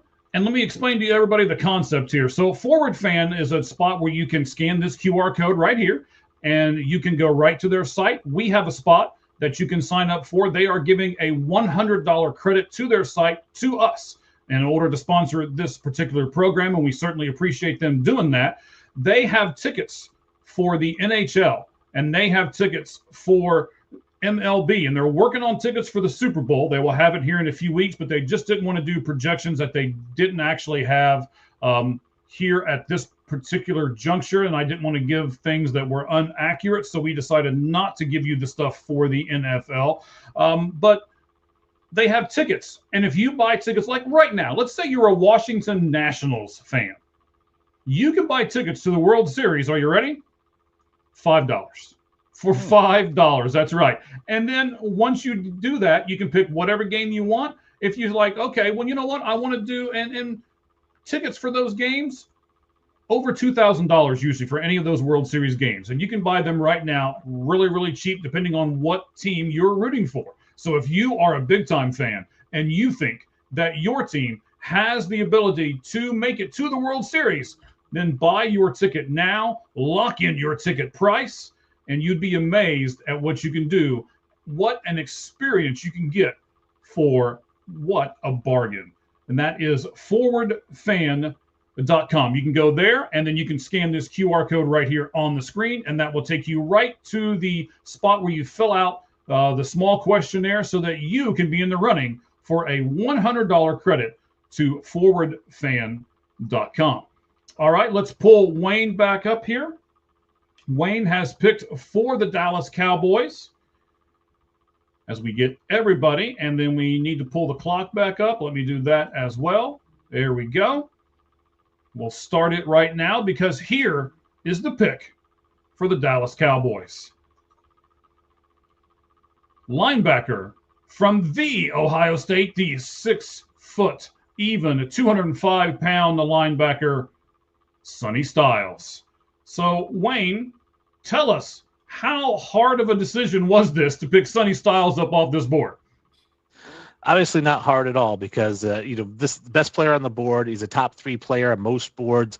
He's still sitting there. The Cowboys looking at their pass rush. I know they went out and they got Rashawn Gary, but Otito Agbanya is their other edge rusher or their other defensive end. So they need somebody else over there. I do like the pick here. He's long, 6'5", 244, fast, great tackler. I think the Dallas Cowboys would be absolutely ecstatic if he's there. And I know it's crazy to say like, there's no way he's going to be there. There's no way he's going to be. Well, I mean, there was no way that Christian Gonzalez was going to be at 14, right? There was no way that Warren Sapp was going to fall out of the top 10. There was no way Aaron Rodgers was going to fall out of the top 15. But things happen on draft day, and just the way this played out, I think that the Dallas Cowboys probably feel like they won the lottery. Yes. Right. So, Med, how happy is Dallas going to be? How fast are they going to run to the podium if it falls this way? Well, they ran to they won the lottery. So, I mean, this is a guy, when they got rid of Micah Parsons, I mean, they really lost their biggest playmaker on really both sides of the ball, if you arguably. I mean, yeah, there is CeeDee Lamb and stuff like that, but whenever anyone was thinking about the defense, all you could think about was Micah Parsons. And Sonny Styles is definitely, I think he's a more complete linebacker than Micah Parsons was. Micah Parsons is more of a edge rushing specialist. But this is a great pick. And I mean, like we've been talking about him the whole draft. So yeah, it is amazing how we all talk about him, but yet none of us picked him. I mean, I'm not picking, so nobody can blame me right now. But excuse me, it is kind of weird. Cheese, I'll go up to you for just a second and ask you this. So Sonny Styles is finally off the board. Is there anybody else that surprised you so far that has not come off the board? You know what? Let me look at my board. No, this might be the 12 best players in this draft. Maybe I might, no, I not really. No, okay. Sonny Styles he's a freak. He reminds me of Brian Urlacher. He's you said that before, yeah. He is incredible. Not good, incredible at dropping in coverage. He's great run defender. He's not even a great blitzer. It's almost like when he blitzes, he's trying to not to like lose containment on the quarterback. But I love one thing about watching him. I love how he gets other people lined up. He does this. He will tell Ohio State defenders where to go. Like he's going to have the green dot on his helmet. He's going to play middle linebacker. He's got good instincts. He can get off blocks much better than Alvaro Riskin. He's really good at shedding blocks. There's just so much to like about him. Really, my only problem is he's just really not a great blitzer. I don't know why, because he's so athletic. But yeah, I love Sonny Styles. I don't think he'll last to 12, but Dallas would be ecstatic. All right, so Clint, Sonny Styles did last to 12. He did go to the Dallas Cowboys. How many more wins does this give Dallas if Sonny Styles is wearing the star? I mean, look at some of the names that they do have in that linebacker core. DeMarvion Overshown, incredibly athletic, but coming off of a big injury. Gotten good mileage last year out of day 3 pick Shamar James, former 5-star recruit coming out of Florida, who they saw some good things out of. But, I mean, he comes into this room as the best linebacker immediately. I'll even throw the hot take on here to spice it up. Styles is the number 1 player on my board. I think when you look at 6'5", 244, sub 4'5", 43.5-inch vertical, former safety, converting down to linebacker. Got a brother athletic enough to be in this draft and run a 4.28. Got a dad that was a 3rd-round pick back in the day for my Atlanta Falcons, having been a damn good player at Ohio State as well as far as those bloodlines. This is an all-business kind of player.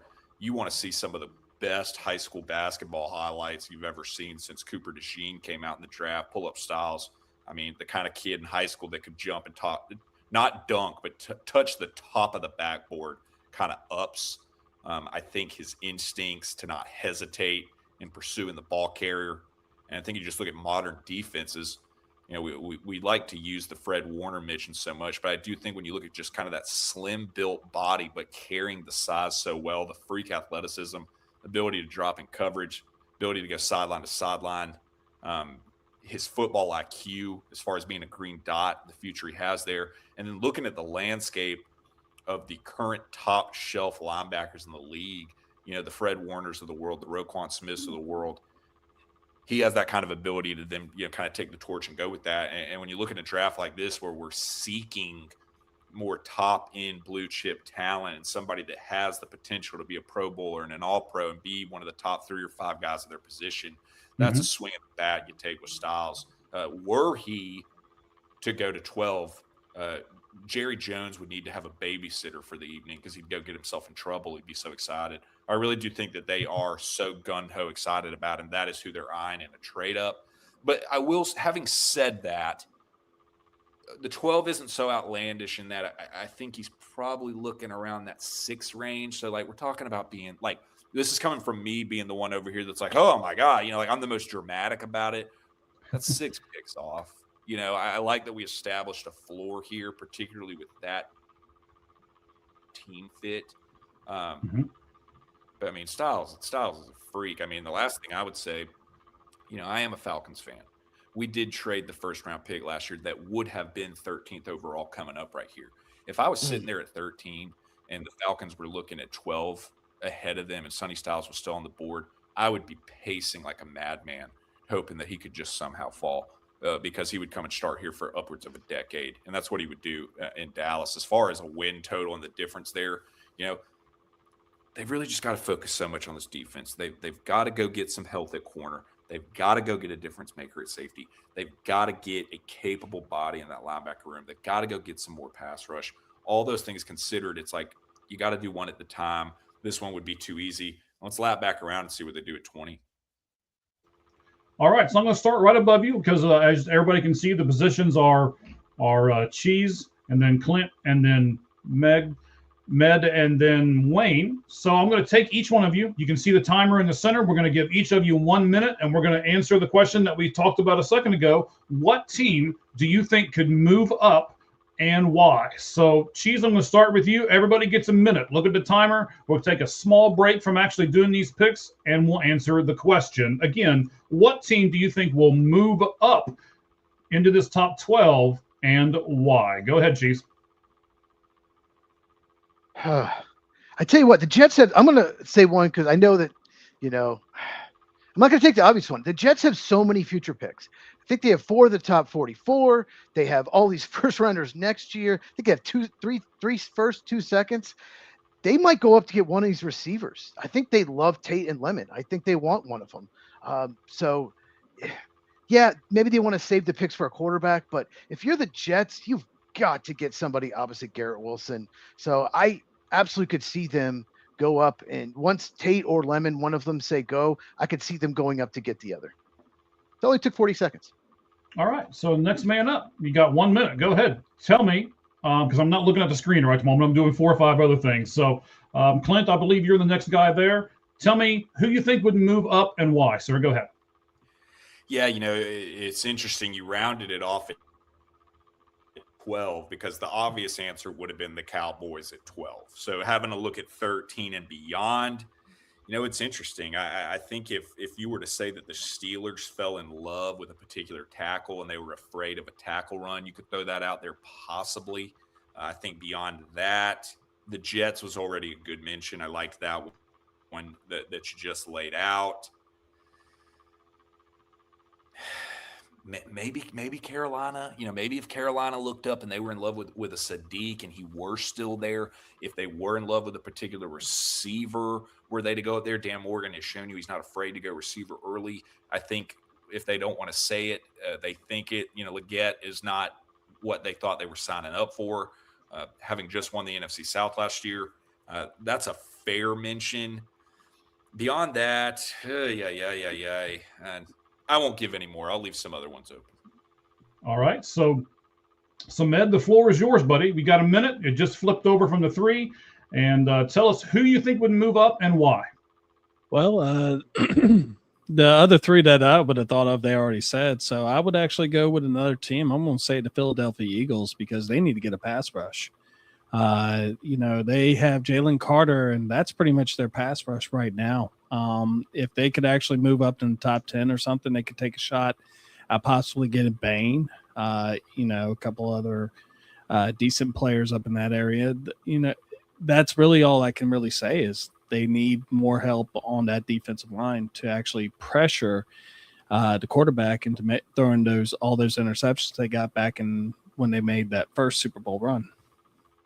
All right, gentlemen. So one of the main reasons why we're doing this too, let's just give away some of these secrets that are going on right now. So while you listen to the other guys talk and stuff, if you need to get up, go to the restroom, go grab a bite to eat, do whatever you need to real quick, just do so. I'll take you off the screen like I did Cheese, and we'll go from there. Wayne, who do you think would move up in this draft and why?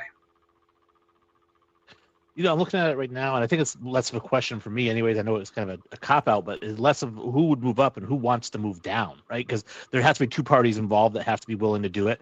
And I think that obviously, the New York Giants would be most willing to move down. I think that they've got the two first top 10 picks. I think they move back, they accumulate more picks, and I'm trying to think of who would want to move up to 5 or 10, depending on where the Giants, which one they would want to trade. And I would probably agree with Clint and go with the Carolina Panthers, who averaged 18 points a game last year. Like, they need more offensive weapons for Bryce Young, if they're going to stick with Bryce Young past this year. Okay. I like it. I like it a lot, guys. You guys did fantastic on that particular thing there. So let's see here. The Rams are up next at 13, and that is Cheese's pick. So we will just leave him off of what we're doing right the moment. We will reset this timer, and we'll go from there. So I tell you what, Matt, I'm going to go back to you for a second. You're the big Bears guy. The Bears don't pick for a while. Do you think there's any inclination at all that your Chicago Bears would want to move up from where they are in the draft?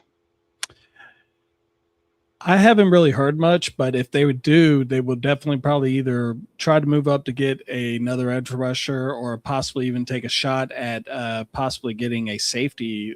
Caleb Downs probably will not be in that range to where they could actually hit, but Dylan Tillman from Oregon is another player that a lot of people are talking about it that has been rumored with the Bears. But yeah, that's the only other.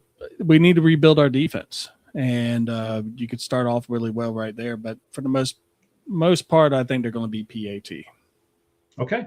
So, again, if any of you guys need to walk away for a minute, please feel free to do so. I'll take you off the screen. We'll go from there, and we'll just keep right on going here. Clint, I'm going to come up to you. You're the Atlanta Falcons guy. The Atlanta Falcons don't have a pick in the first round. Are you okay with them not having a pick? Do you still think that what they've got from rounds 2 on, they can make a difference in this team with just the picks they get from the draft?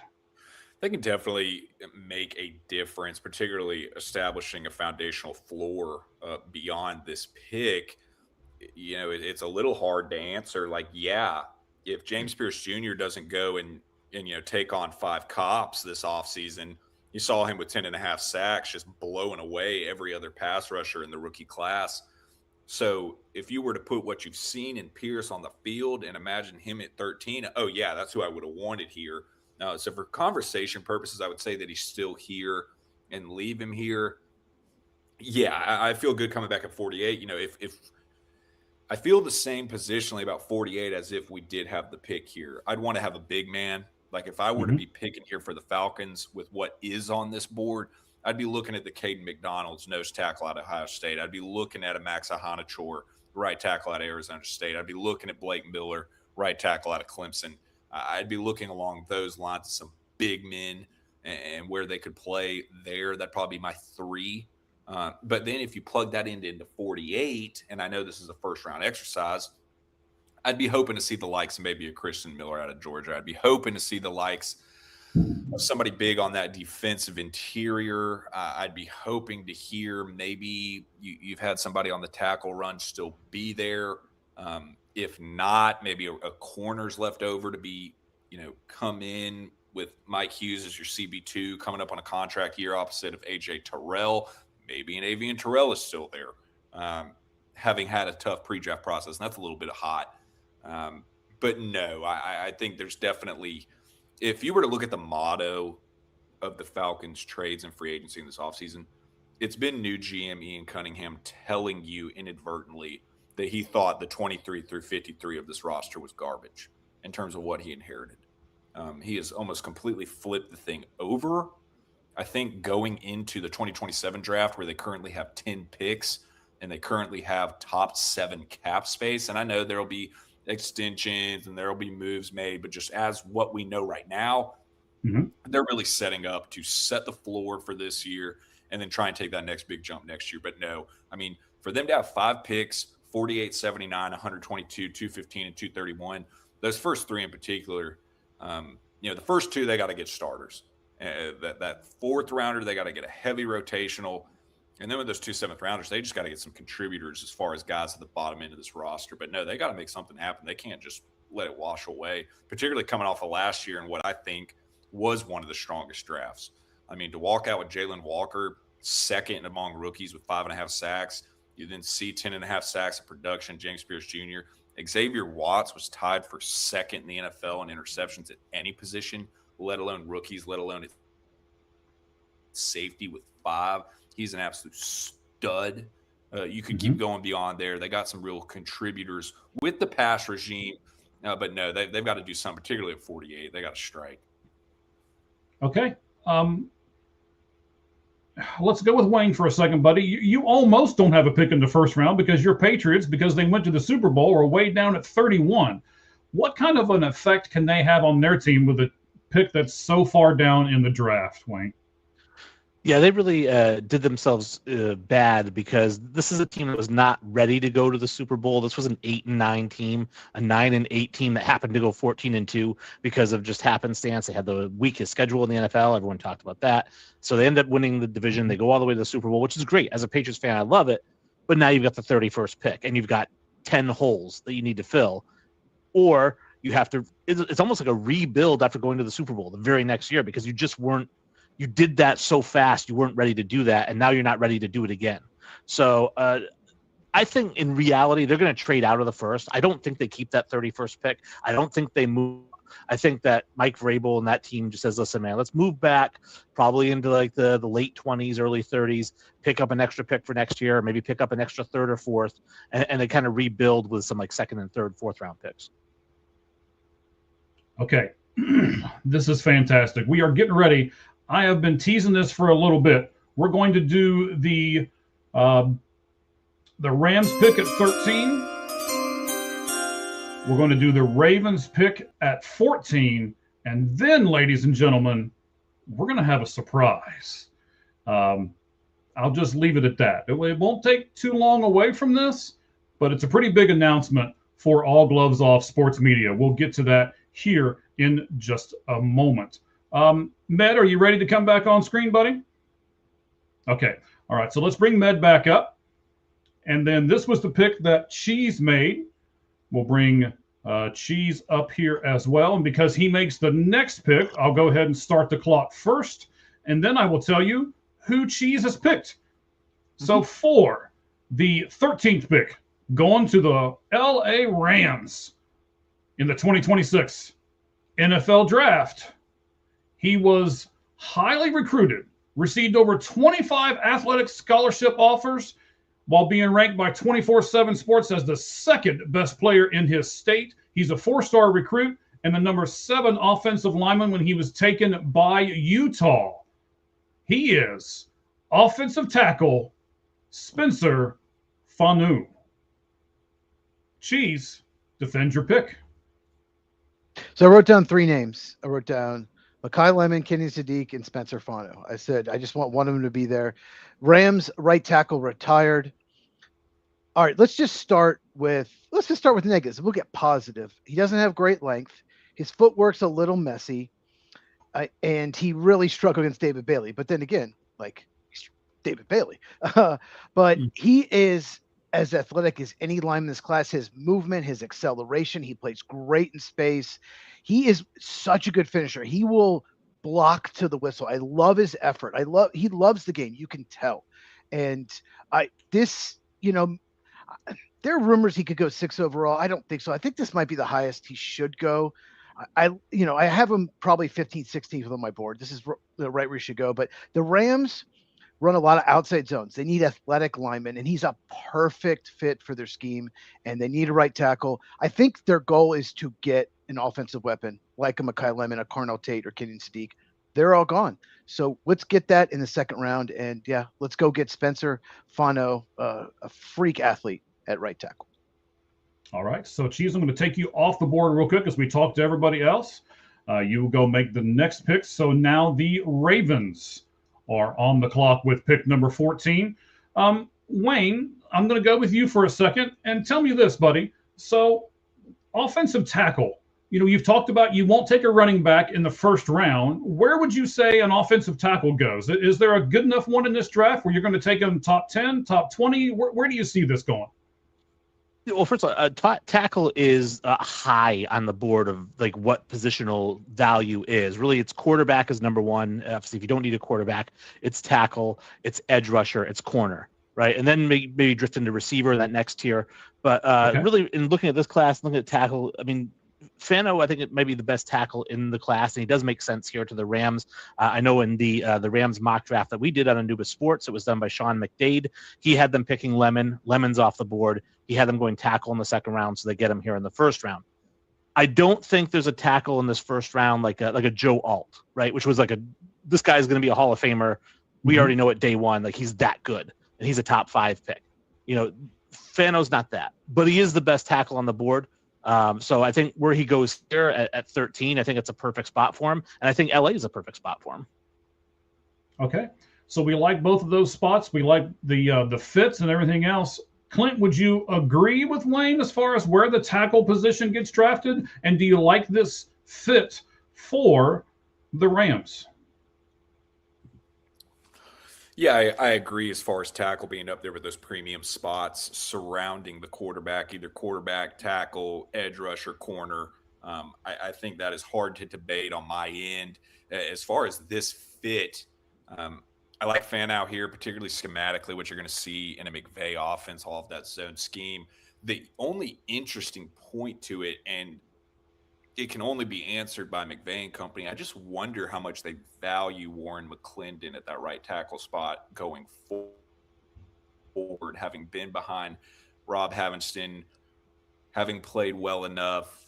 I'm very curious to see, and they'll answer that here because they'll have tackle availability at this spot opposite of Larry Jackson. That one's interesting to me. I know one of the most popular team player fits we've seen pre-draft has been a Mekhi Lemon to the Rams as a little bit of a luxury pick.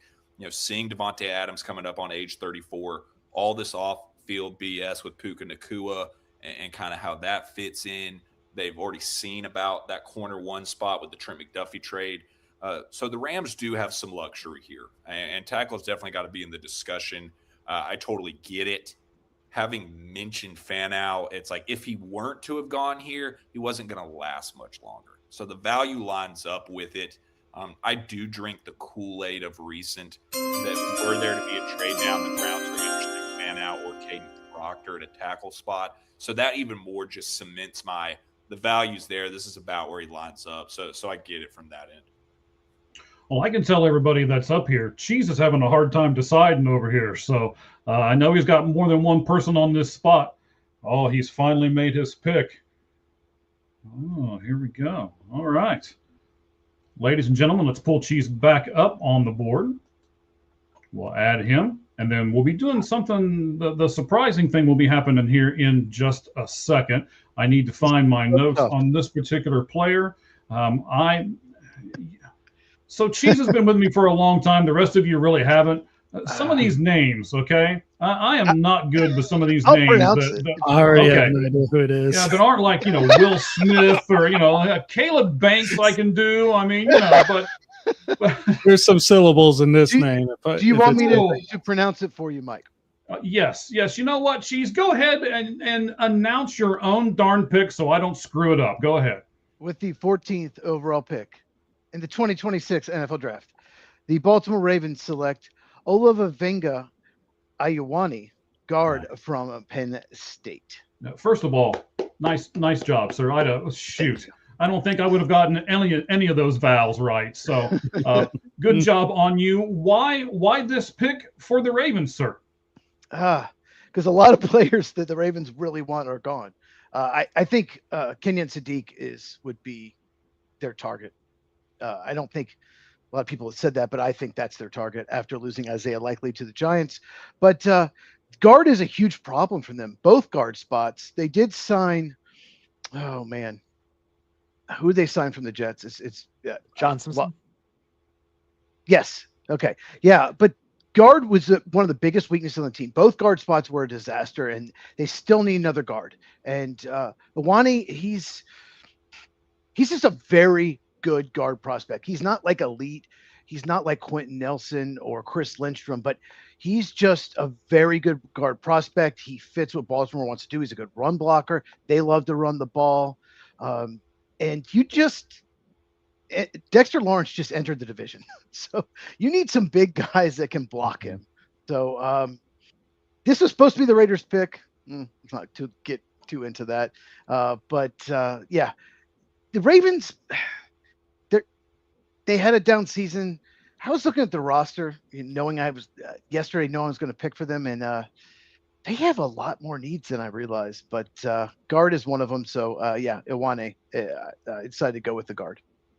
All right, gentlemen. So I'm going to pause this draft for a moment. We'll pick it back up here in just a second. Clint will be picking next, as the Tampa Bay Bucks will be on the clock here in just a second. But we got to do this.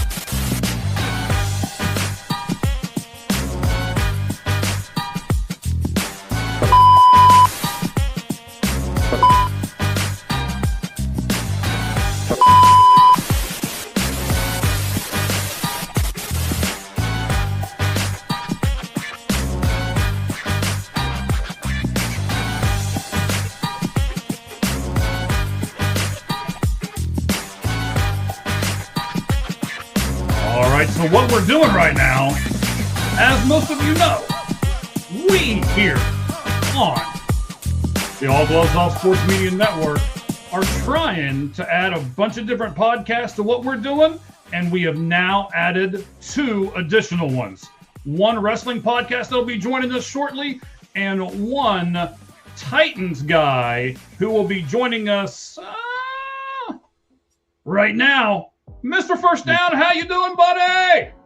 Howdy, how are we doing out there? Hey, Med, baby, how you doing? Hey, what's up, baby? All right. So, is that all you got to say to me? Oh, no, I could say more. I just didn't want to interrupt anyone else. How you doing, brother? That's fine. That's fine. That's fine. I'm good, buddy. How are you? Man, living your dream. all right. So, hey, I just wanted to take a few moments, to bring up Sam. He is known to most of you as Mr. First Down, and he will be joining our lineup here on All Gloves Off Sports Media. We can't wait to add him. And, of course, the Cheap Pop Society will be with us as well. So we're going to add a wrestling podcast and a Titans podcast. We're going to put them both in the ring, one in each corner, and let them fight it out to see which one's going to debut first. Mr. First Down, what do you think about that? Oh, I got the fist ready. I'm ready. You know I'm not good for competition. It makes me nervous. I get all sweaty and everything. Yeah, sure. Yeah. I'll rope a dope with the young man. Let's do this. Let's do it. Give this man a Dr. Pepper. Yeah, maybe you should just give him a Dr. Pepper. Let me go reach maybe for my he'll take fridge. that. Or the whole fridge. Yes, he's got a Dr. Pepper fridge behind him. Yep. Yeah, so I know this is one of our biggest shows. I wanted to go through and do this. We also I have this coming week, I have 4 appointments set up to talk to other people on other podcasts that are very excited about joining us. We've got the Frost Buddy promotion with us. We now have Forward Fan with us, and I've got 2 more that I'm going to sign, and they'll be done by Tuesday for the Lights Out Sports podcast, and we'll be able to announce them then. So All Gloves Off Sports Media is doing fantastic things right at the moment, not just this show with Clint and Wayne and Med and Cheese, but we're doing a whole lot more, and we certainly appreciate all of our fans driving us toward the end there so that we can give you great content. The thing by the end of the year is we want to be able to have at least 3 shows every day for you guys to be able to watch. So we're heading that way, and Mr. First Down and Cheap Pop Society are the two first steps in getting us where we need to go. All right, Mr. First Down, I know you can't stay real long, but do you got anything you want to say before we let you go, buddy? Yeah, I'm glad that I've tricked you into thinking I'm legitimate. I always appreciate Cheese, picking difficult names to test your lingo. And Yes. super excited. Hey, Super excited to be here, boys. Real quick, 30 seconds, Mr. First Down. Tell us what you think of Jeremiah Love 4. Do you like that pick? Are you, because that's what the rumor is. Do you like it for the Titans? I wouldn't know. I wouldn't know because Jerry is totally trading with us. You heard it here first, everybody. Oh, Crazy Jerry's moving down to pick 4. I think it's going to happen. Mike Morganzi, Crazy Jerry's moving Titans down. See, it's GM, so has crazy. said multiple times he wants. Yeah. He's Yeah, it moving is up crazy. to pick But 4, Mike right? Morganzi has publicly stated, right, yes. He has publicly stated, Mike Morganzi, that he would like 12 picks the top 100 in the next 4 years. So this is one way to do that, and I think this is the draft to do it in. Come on down, Jerry, or the Chiefs, really. I'm not too picky. Whoever wants to come up. All right, sounds good, sir. Appreciate it. I know you got little ones and everything else that you're putting to bed, and Dr. Peppers that you're drinking, so we'll let you go, bud. But we are super excited to have you on board right here, All Gloves Off Sports Media, along with the Cheap Pop Society. I'll talk more about them here in a little bit, but thank you, Mr. First Down, for joining us. We certainly appreciate it, buddy. No problem. Bye, everybody. And Med, right. I'll see you Later, later, buddy. I guess. Okay, sounds good. He's such a funny dude. He's a cool He is. dude. He's a good guy. Like I said, I know some of you, might be rolling your eyes right to the moment, like, oh, you're going to promote yourself during this show, and I'm over here just hanging out. And the answer is yes. All right. Now you got a good one right there, boss. Yeah, So, we were really looking forward to him. I agree with that. So John in the comments, I just want to jump on here. He's a big Cowboy fan. So I want to know, do you like the Sonny Styles pick? Let us know in the comments. All right, John, you can certainly do that. And then we got a couple other comments going on right at the moment. We will get to all of them before we make our next pick. Clint, sir. He calls me Chivas. Yeah. Well, I've called you worse, so it's okay.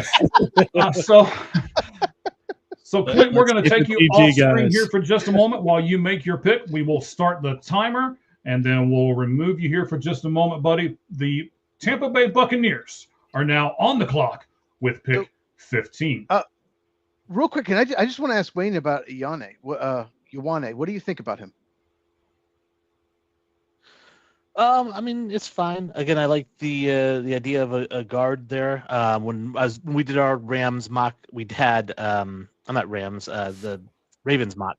We had Tyson go in there because obviously, 175 yards passing per game, it's not going to cut it. If you want to win the NFC North or AFC North, we were looking at interior offensive line. So I think he's a top 15 prospect, which is tough with guards because you can be the 14th overall prospect as a guard and not get picked until 28. It's just tough. I feel like this guard go in the top 15. Okay. Which is crazy if you think about it, because you look at what the Cowboys were able to do last year with Javonte Williams when they selected Tyler Booker too. So, well, do you think he's a better prospect than Tyler Booker? That's I think Ioane's a little bit better, slightly. I think they're pretty close, though. They're very close. Well, and then that makes it almost like a questionable pick then, right? Because you figure if they're close, right? If it's just a little bit of a difference, maybe Ioane is a little bit younger, right? But if it's close, do you want to use the 14th, 15th pick on a guy who's similar to a guy who he might not beat out in training camp? I don't know. It's like, or could you use that for something else? Well, I just meant in general, is he better? Booker went 12th overall. Ioane probably not going that high. I like to compare past drafts of prospects. I'll just say this, I do not love this draft at all at the top. I think it's super weak. I think Ruben Bain and David Bailey are on par with the 2024 draft guys that went in the middle of the first round, like Latu, Jared Verse, Dallas Turner. I think level of prospect are similar, but 2024 draft was insanely talented at the top. You had 6 quarterbacks in the top 12. You had Brock Bowers. You mentioned Joe Alt, Wayne. Yes, that was such a great pick. You had Roma Dunze. You had Marvin Harrison Jr., Malik Neighbors. I just feel like this top 10 is super weak. What do you think? No, I'd agree with that. I don't even want to say it's weak. It's weak in the positions that people want, right? Like it's not top heavy with elite tackles, elite quarterbacks, elite receivers, right? It's top heavy with elite middle linebackers and some edge rushers. It's just not a sexy draft. But I think it's a really deep draft, and I think that I'm sure that teams wish there were 5 or 6 quarterbacks in the top 10 this year, but they'll have to wait till next year for that. It's gritty. All right. So Clint's pick is in. Wayne, you will be going off stage again. I know, shocking, but he'll be making the pick for the Jets at pick number 16. So let's take Wayne off. Let's add Clint back. This is another one, but I think I can do this one. So we will go with it here and see. So with the 15th pick in the 2026 NFL Draft, by way of Clint, the Buccaneers have selected Akeem Mesidor, edge from Miami of Florida. All right, Clint, you're up here on the board. Talk to us. Tell me exactly why you think this is a great fit for the Tampa Bay Buccaneers. The pass rush need is evident. 13 sacks, particularly 3.5 in the college football playoff against as high competition as he could have had opposite of Ruben Bain on that Miami 4-3 defensive front. To be around that 280-pound range in Mesidor, that fits schematically with what you'll see traditionally out of the Buccaneers. Yes, there's going to be the knock on Mesidor and the fact that he will be around 25 years old, but look at the winning window here for the Bucs. They have predominantly owned the NFC South the last few years, only losing a tiebreaker this year to the Panthers as far as getting into the playoffs. You look at a head coach in Todd Bowles, who's on an incredibly short leash. I'm surprised he didn't get fired last year. I think you look at Jason Light and his history of he's just going to take as good a football player as he can get his hands on. He's one of the least cute GMs you're going to find in the league. And then you just continue to look at the numbers on Mesidor this last year. I mean, 50 pressures of the quarterback, more than doubling his previous number. He is right there kind of in his prime for a team that needs somebody right now to jump in as a starter that can perform at a high level. You also look at his versatility. I mean, going back to his time at West Virginia, he's played all the way from nose tackle all the way out to a 5 tech, so they can get a ton of mileage out of him. Low pads, explosive first step. To put him with a contender like this as somebody who has 52 starts collegiately, he's ready to roll day one and fill a lot of holes for them, particularly if they were to find an injury. And I think he's somebody that, though this is the ceiling for him, where else were they going to have looked? As far as corner, I think they still need to get some kind of an answer on Benjamin Morrison and what they think of him there as more of a corner 2 spot. They love Jacob Parrish at that nickel. They've kicked Tyke Smith back to a safety spot. So were they to go and get a corner here, they're really going to have to play a little more of the shuffle. I just think as far as having a pass rush need, the only other thing you could have said is maybe a linebacker, but they go and sign Alex Anzalone after seeing Levante David go to retirement. I think those are some positions they can come back in with some of these later picks in the 2nd, 3rd round versus an immediate pass rusher with immediate pass rush upside as good as anybody in this class. It would have to be Mesidor here. So I like him in that spot. I just got to say, like, anyone watching that didn't know the Tampa roster knows everything about them now. Like, that was very thorough. Like, we know everything about Tampa. Right? So are you saying that Clint is better at draft prognostication than Cheese? No, I'm not saying that. Oh, okay. I'm just trying to start a fight here. That was very thorough. That was extremely thorough. Wow. I was looking forward to him getting drafted because I just want to say this. Watching Miami, watching him and Ruben Bain was so much fun. I enjoyed it so much watching Miami. There were so many plays where Bain and Mesor both got the pressure. And that's like, are these guys going to be underdrafted because whoever grades them is going to give this guy the pressure, not this guy? There were so many plays where they both got there so quick. I like Messenger. Here's the problem, though. He's incredible. His production was unreal. In fact, there were games where he was better than Ruben Bain. In fact, there were a few games clearly better than Ruben Bain. I can't believe I'm saying that, but he's 25. He's had some injury issues in the past. And when Bain wasn't on the field and he got double teamed, he did nothing.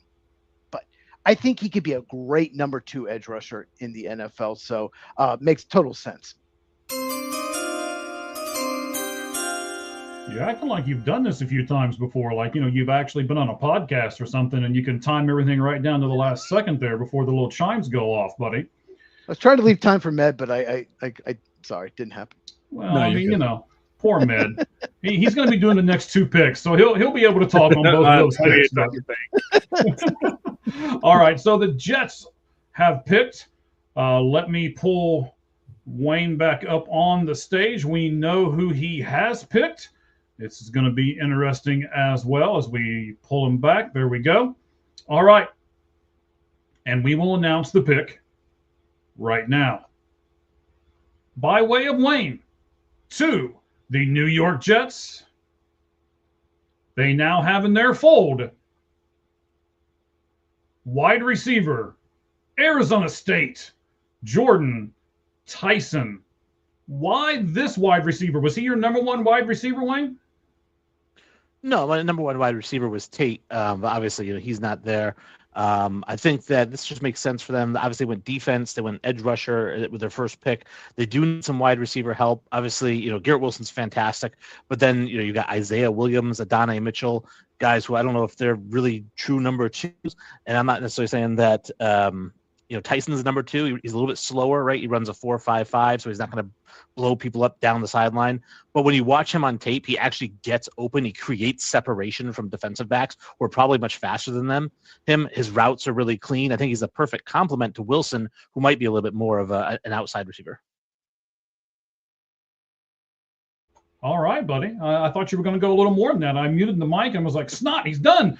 So I had to come back real quick. All right. So Cheese, I know you are extremely high on Jordan Tyson, but let me give you this real quick before you tell me how high you really are on him. Here's the stat that I got. In his first year at Arizona State, 2023, he played in only 3 games due to injury and didn't even record a catch. Everybody on this panel and a lot of people that are listening to us know that he's had a history of injuries. How much do you think that's going to affect him in his NFL career, Chiefs? He has a torn ACL. He has torn his MCL. He has torn his PCL. I love Jordan Tyson. If you told me he would stay healthy his whole career, he is my number 1 receiver, hands down. He's very polished. He runs good routes. He's very good. He stop, start, and then accelerating. I think he runs faster than his 40 time. When he's healthy, I feel like he's a 4.4 guy. But there are games where he played on 2 bad hamstrings and still played decent. I'm a huge fan of his. I absolutely love this pick. He started his career at Colorado, and I have to mention this stat. There is a strong analytical correlation between receivers that break out when they're 18, 19 versus 21, 22. Okay. Receivers that wait till later, 21 and older to break out almost always bust in the NFL last 6 or 7 years. The only 2 that haven't are Brandon Ayuk and Christian Watson. Every other person, I'm going to find it. I'm trying to find it on my computer. I'll find the list if you guys want it. Jordan Tyson and Casey Concepcion were great at 18 years old. They were unbelievable. And almost every receiver that was unbelievable at 18, 19, like maybe Jeremiah Smith next year, just saying. Almost all of them end up being really good NFL players. And Jordan Tyson was incredible right from the get-go at Colorado before he transferred. So I just he's so I don't know the word for it. He's so smooth. He's so smooth the way he runs routes. It's just no nonsense. He secures the ball quickly. When you throw him a ball, he doesn't take his time, slow down. That ball is in his hands to his body like this. He secures it so quickly. I love Jordan Tyson, and I think he has the potential of being number one, but he's got to stay healthy. All right. So Clint, I'll come to you for a second. How far down would he have dropped on your list just because of the fact that he seems to not be able to stay healthy? Are you okay taking a chance on him? I mean, is it if you had 2 or 3 picks, you would maybe take a chance on him? Where would you fall at as far as you're the GM of the team, you're picking next, and the guy beside you says, hey, we need to take Jordan Tyson? Would you then turn to him and be like, no? Or would you turn to him and be like, yeah, he's going to be a great receiver, I think. I'll let you take it from there, buddy. What do you think? If I'd have had the Jets pick there, I would have taken Tyson as well. He's 13th overall on my board, even factoring in his injury history. Were he to have a clean slate there, I think he's closer to a top 5, 6, 7 player in this draft. Kind of like was just spoken about, his athleticism, a lot of effortlessness to it. Very silky smooth, doesn't have to decelerate in and out of breaks, can go up and get the ball. Looks like what you imagine in a wide receiver one in the NFL in terms of his athleticism. I think there can't be too much stock put into his testing, and teams know that. But yeah, here at 16 and knowing he's coming in with wide receiver 2 expectations alongside Garrett Wilson and ahead of Adonai Mitchell playing in that receiver 3 spot, and in a team that their winning window is not open yet. They have all these picks. They know it's going to take some time. You can ease him into that. That is a nice security blanket for Geno Smith in the now. That is a nice security blanket projecting you likely taking a quarterback in the top 5 picks or so next year to come in, learn alongside Garrett Wilson. I think that was the right pick here, knowing you're going into having pick 33 and pick 44. Okay, sounds good. I appreciate everybody's analysis on that one. Let's do this. We are going to, Med's going to make the next pick as well, so we'll pull him in. This pick is for the Lions, Med, and you have already made that pick. We know exactly what it is, so let's go ahead and tell the world who you have picked for the Lions. I had this guy much higher on my personal list. He is huge, and I'll tell you why I had him higher. Arm length, 34 inches, 34, so 34 and 3/4. There we go. That's what I meant to say. That his hand span is 10 inches, 10 and 3/4 inches. There we go. I'll get it right. His wingspan, 7 feet and 1/4 inch. He ran the 40-yard dash in 4.93. His vertical, 35.5. His broad jump, 9 feet 7 inches. And this is for a guy who's 6'7", 315 pounds. Offensive tackle, Georgia, Monroe Freeland. Med, talk to us. Why do you like Freeman so much, besides maybe, all those stats I just rattled off? Well, I mean, he's an athletic freak at offensive tackle, and you look at what the Detroit Lions lost over the last 2 seasons is, they've been mainly hit over on the offensive line, but also, I mean, you could make an argument for edge. I mean, Kedrick Folk is still there, but I think the bigger concern right now is you need to have another offensive tackle. Yeah, they brought in Larry Broom, but Larry Broom is being listed as a guard.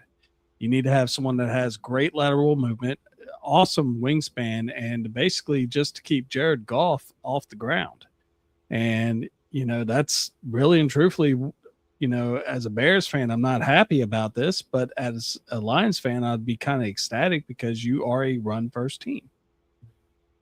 Okay, I like it. Let's pull you off the stage because you're going to make the next pick for the Vikings as well at number 18. And all of you guys, if you make I know we're going to switch it up here. If you'll put your pick into private chat, that way Roger can see it too, and you'll have the thing ready for the bottom of the screen as well. So, all right, let's take you off and let's go to Wayne for a second. Wayne, would you say, yes, Med used athletic freak?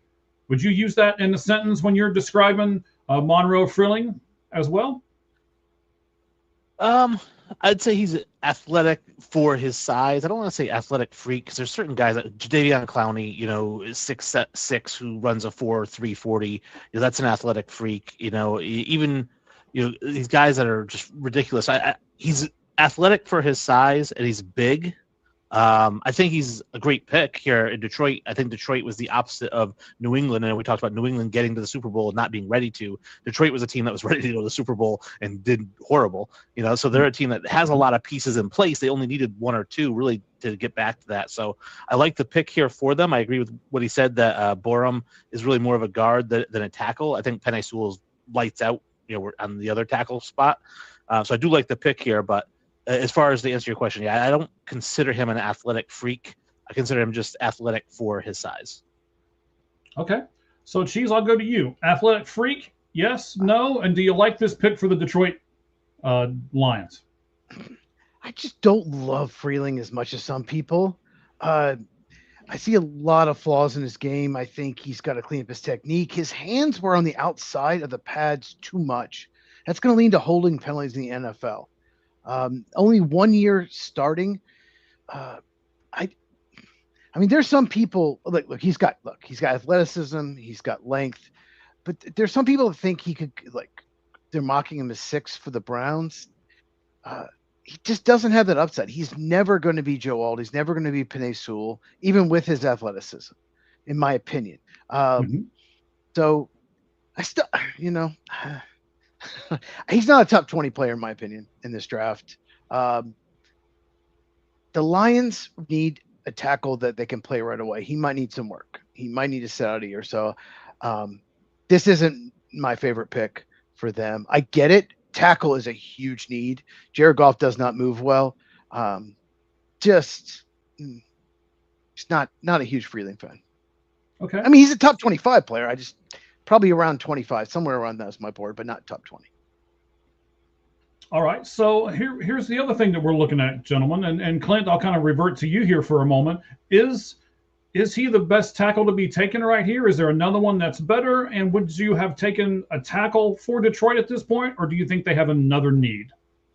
Tackle's a slam dunk. Yeah, for who was on the board, I think Caden Proctor does fit that brand very well. Bully ball, 6'7", 352 pounds. His ability, worst case scenario, to kick inside the guard for you. I would have taken Freeling in that spot as well. I think factually is an athletic freak. You look at offensive tackles in terms of percentile perspective. I mean, to have 34 3/4 inch arms, 10 3/4 inch hands, that's massive on both ends. 6'7" 3/8", 315 pounds, both of which either 88th percentile or better.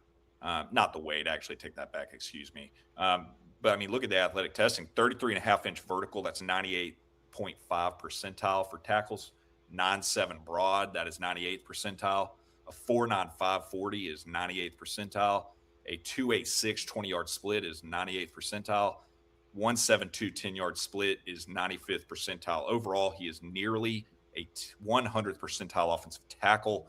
I think you just also got to add, as far as some of the mentions of his technicality, the guy can't even buy a beer yet legally, though I'm sure he's had plenty in downtown Athens. I mean, he's 20 years old.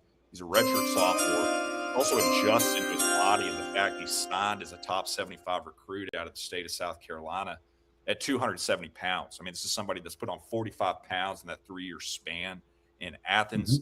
Best football ahead of him.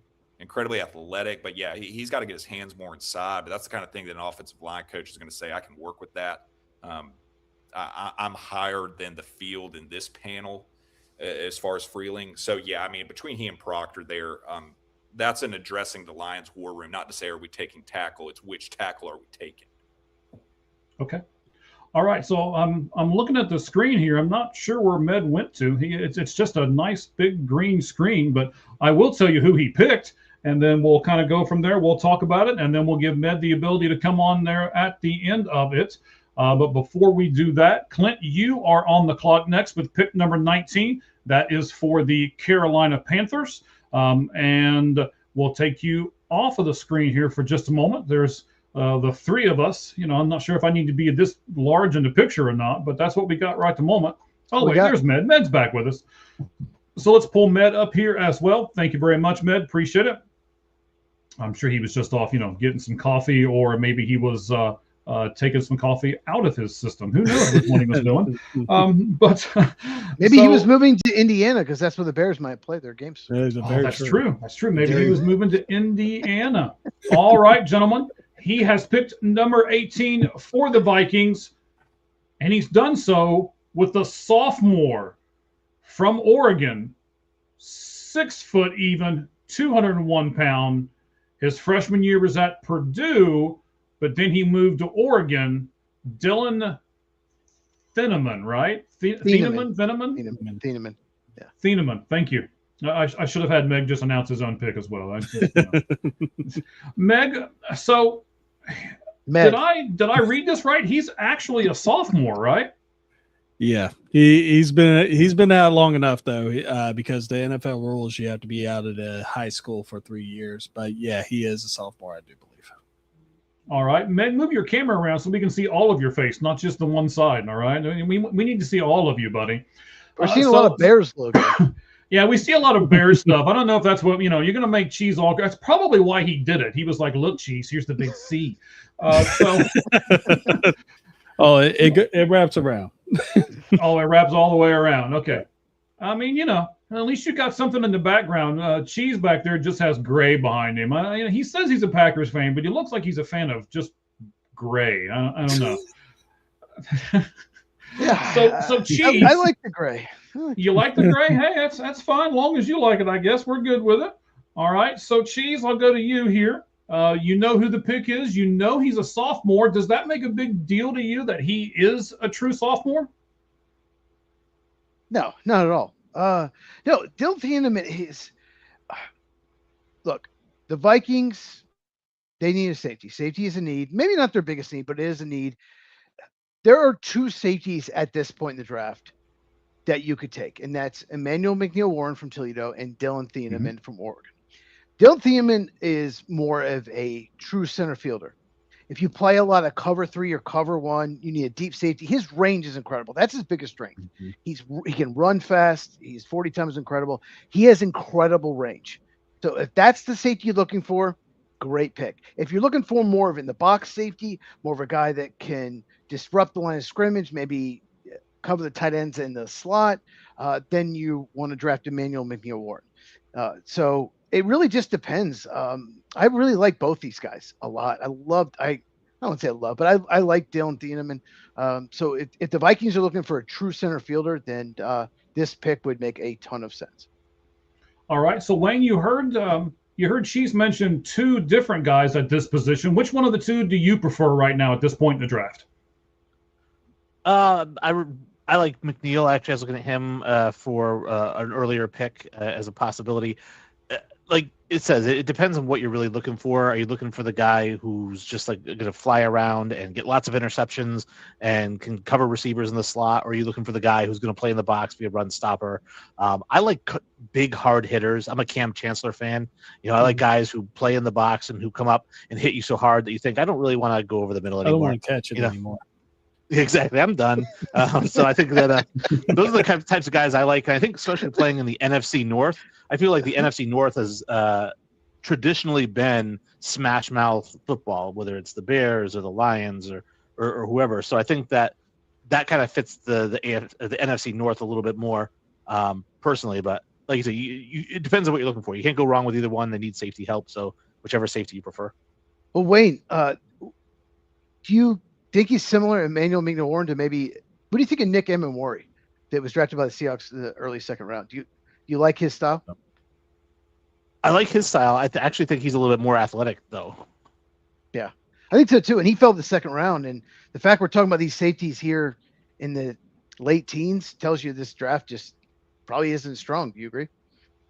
Yeah, I'm glad you brought that up because I was actually just going to say, it's almost like a boring pick, right? Like you think about safeties that you would get excited about. Like Caleb Downs is a guy you get excited about, like at safety. Derwin James is a guy you get excited when your team gets him.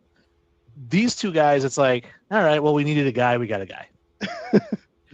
Like they're good players, right. But yeah, they true playmakers probably not.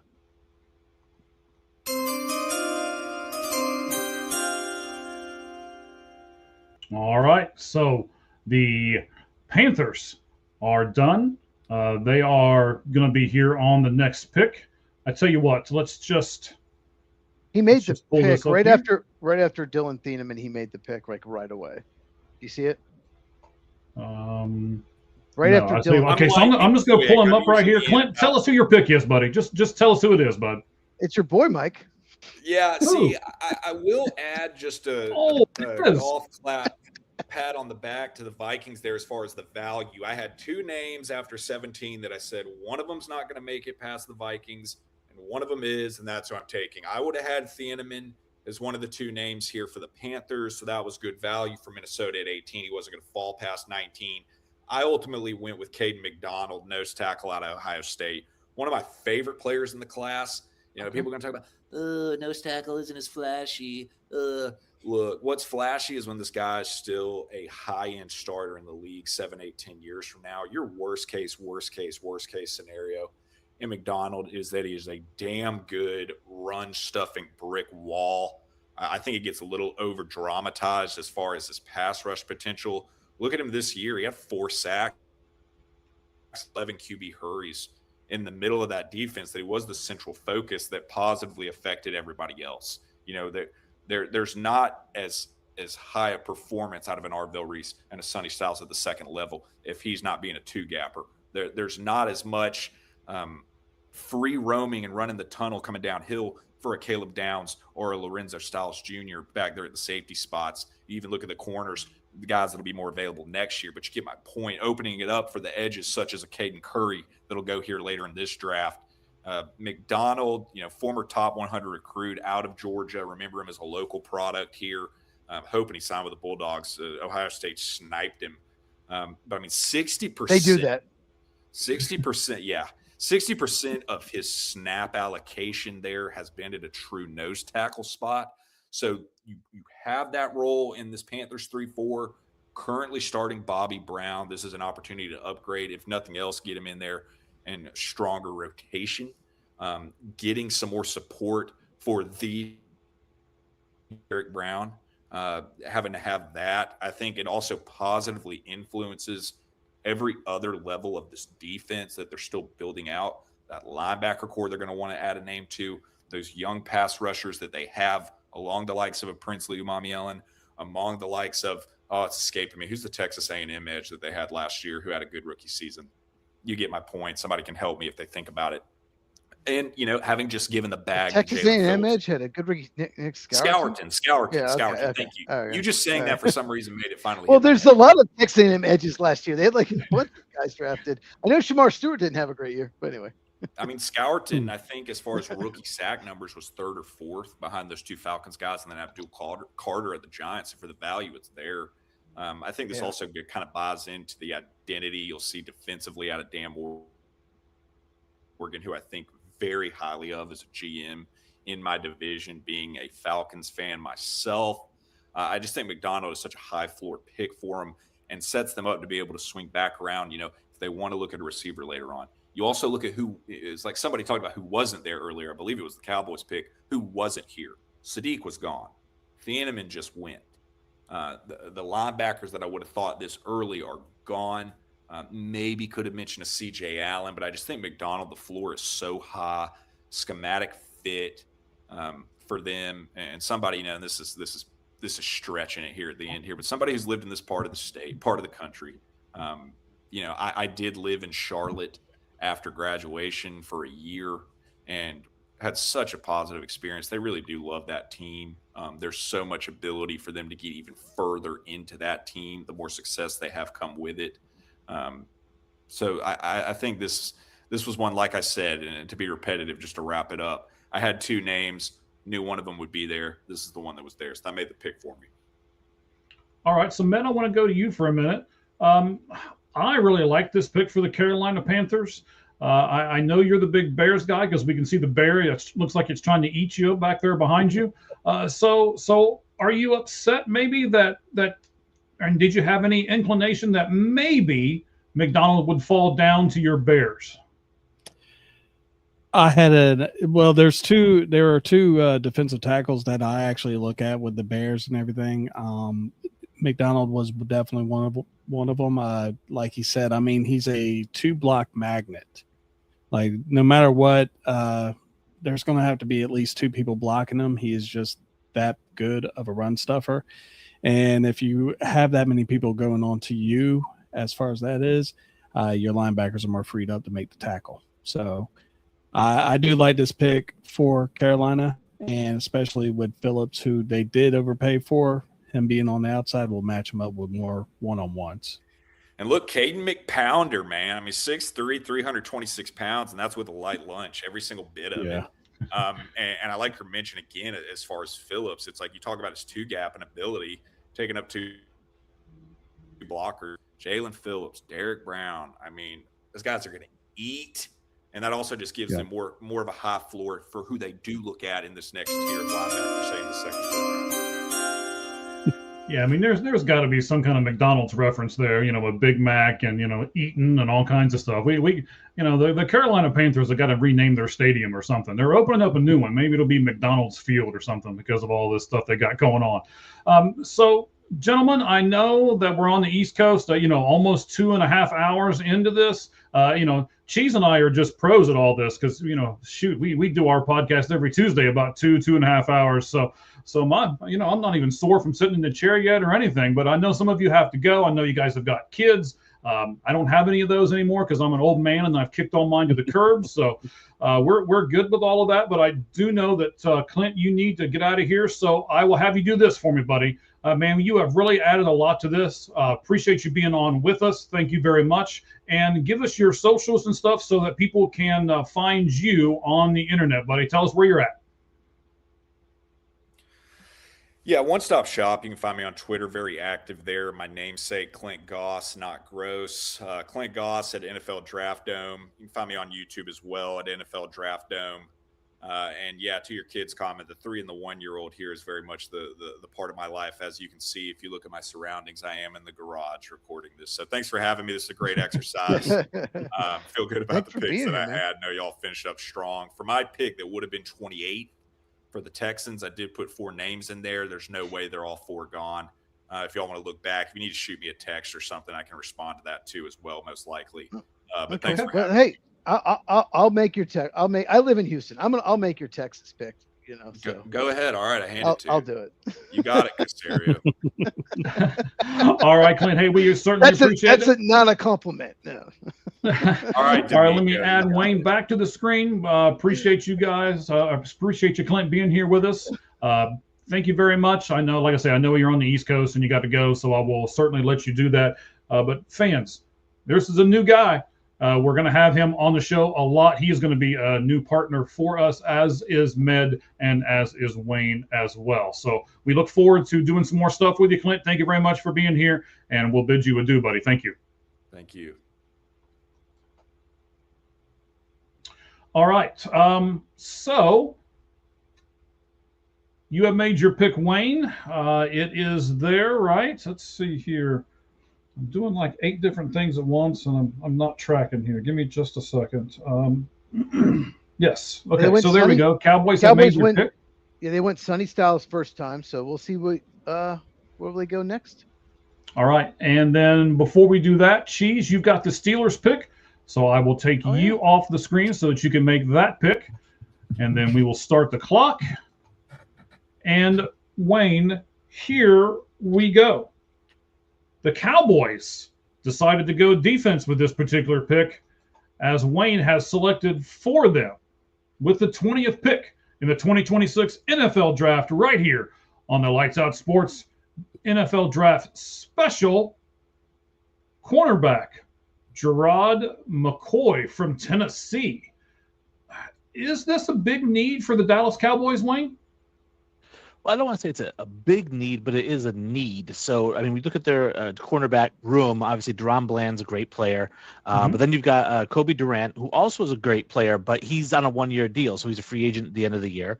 And then you've got Siobhan Ravel at the other cornerback spot. So there is kind of a little bit of a fall off there. I think that Gerard McCoy, is a really good corner. He's a guy who's on a repaired knee, right? So his knee, he had an ACL injury in 2025.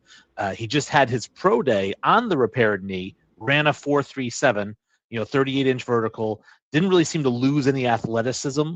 There is some concern about it because it is still fresh. It is still new. Maybe if he hadn't had the injury, we're talking about him in the top 10, right? But again, Dallas got a huge steal with Styles. I think now, because of the injury, I think that McCoy is a little bit of a steal here at 20, and I think that he's going to be immediately the starter at nickel, and possibly even could start on the outside a little bit. All right, fantastic. I appreciate that, man. That is some good analysis there. It's like, and I agree with you. Is it the need for the Dallas Cowboys? No, but I think sometimes you just see a guy and you're like, you know what, this guy fits our scheme. As Med was talking about earlier, I want somebody that fits my scheme and everything else. So it's weird how this draft is kind of fallen. And this is what's going to happen on the real draft on Thursday is, there's going to be a guy that we look at and be like, I can't believe he's still there. And there's going to be a team that takes a reach on somebody and we throw stuff at the TV and everything else. So I think it's a great exercise, as what Clint said as he left. And Ned, I'm going to turn it over to you and ask you this, buddy. So you had said that you want somebody who fits your scheme. We talked about, the quarterback is the number one thing that you need on your team. Where would you list cornerback at, as far as how important is it in the team aspect of the NFL? Well, Wayne kind of said it earlier in the podcast that it is in the top 4 easily. In my opinion, quarterback, of course, is number 1, and then you want to be able to put the rush on them as well. So some people will say tackle, then defensive end, and cornerback, pretty much in that order. So, I mean, if you're going to rebuild, and with what he's doing, he's got 2 playmakers for Dallas with McCoy and Styles. So I like the fact that is your second and third level of your defense. McCoy, like he said earlier, could have been a top 10, if not even a top 5 when he was at the top of his game, because his first year in the SEC, he picked off 4 balls. And he is pretty much, if 100% healthy, he can be a shutdown corner. So I do like this pick. Okay. The next thing that's going to come out here are the Pittsburgh Steelers. They are, of course, hosting the 2026 NFL draft. And I want to plug something of my own for a change. I don't do this too much, but I'm going to give it to you. Here's the picture, right? This is my new short form podcast. It's called The Sports Pulpit. You'll see this picture on our YouTube channel. And that will be over at All Gloves Off Sports Media. The whole thing spelled out on the YouTube. Twitter doesn't like to use all those characters, so we had to go All Gloves Off SM over on X. So when you see that, you're going to see in the upcoming episodes here for the week, we're going to do some things on the draft. I have to redo the video on Jeremiah Love since the Bengals don't pick at 10 anymore. So I'm going to have to redo that one a little bit. I just did a video on Aaron Rodgers and how I think that he is holding the Pittsburgh Steelers hostage. And then we're also going to do a video, because it's in Pittsburgh.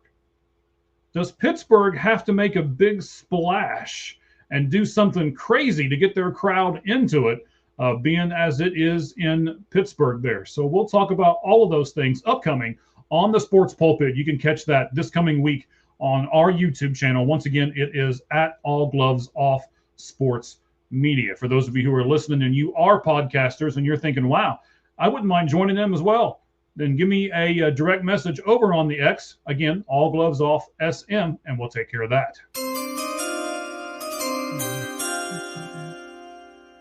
All right, so I want to pull up the comment here as I pull Cheese back up on.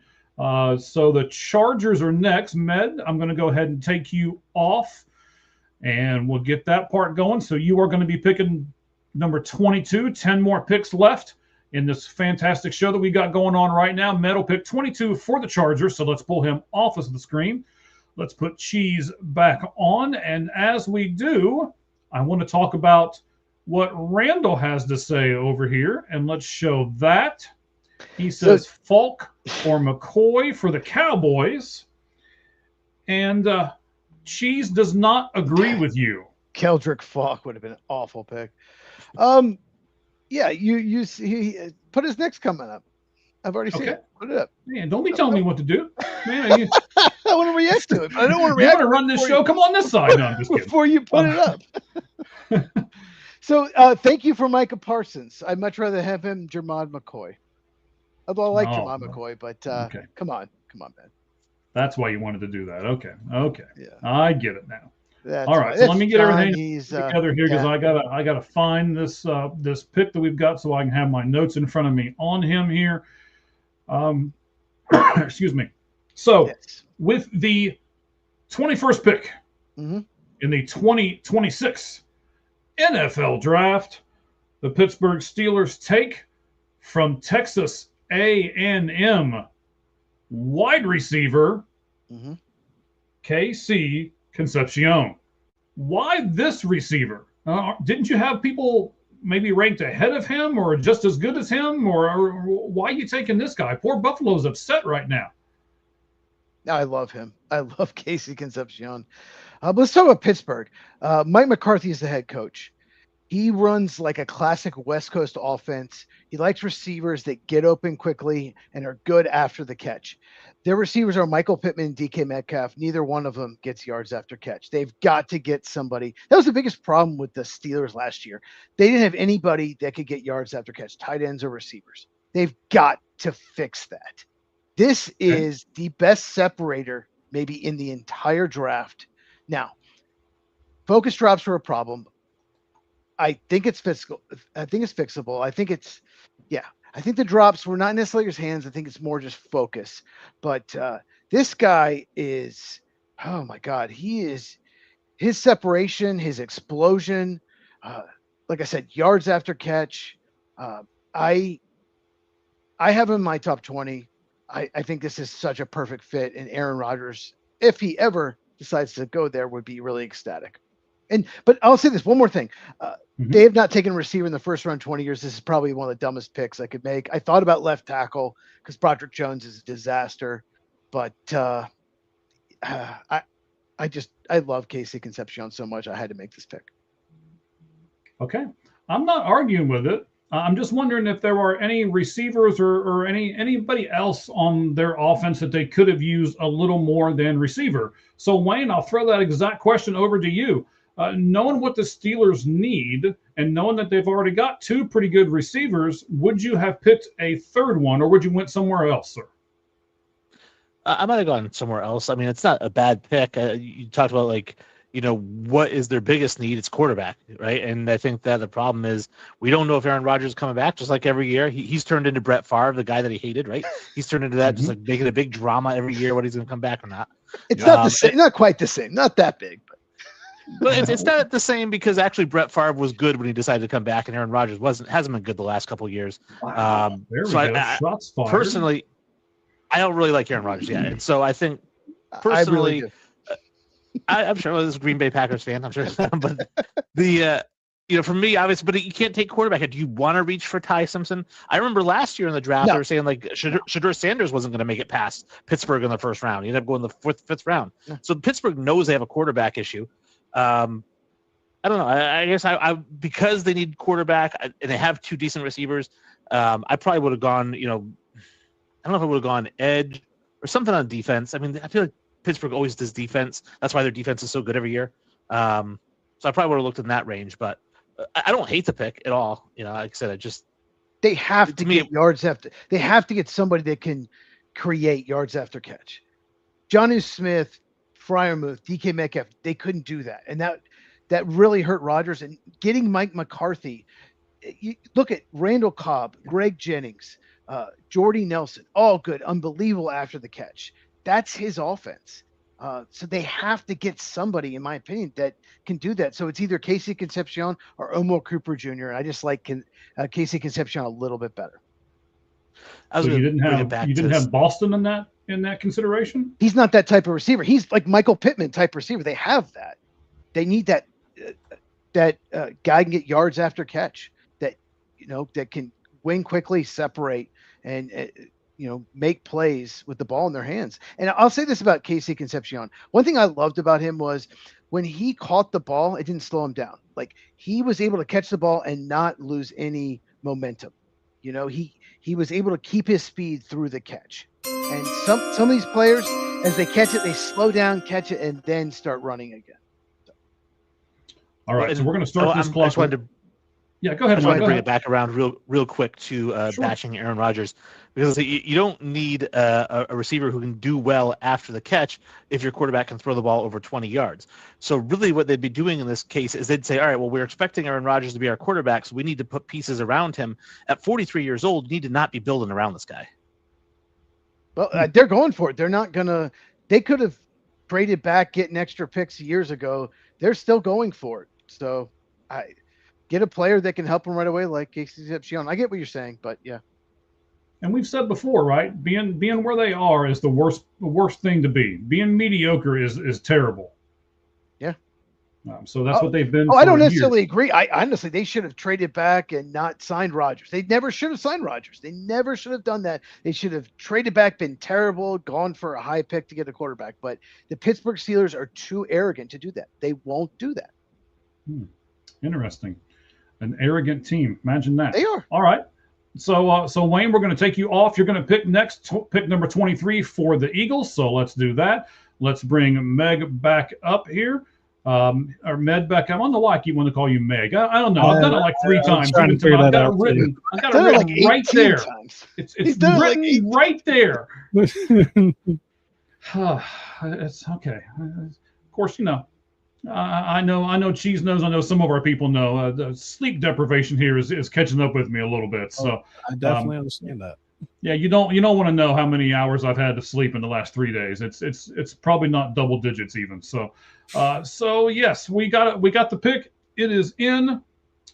It is. Let's see here. Yes, you put it up here on the board for us. I've got it here right now. Roger, I see you're asking me as well. So the pick for Meg at number 22 for the Chargers. I did it again, didn't I?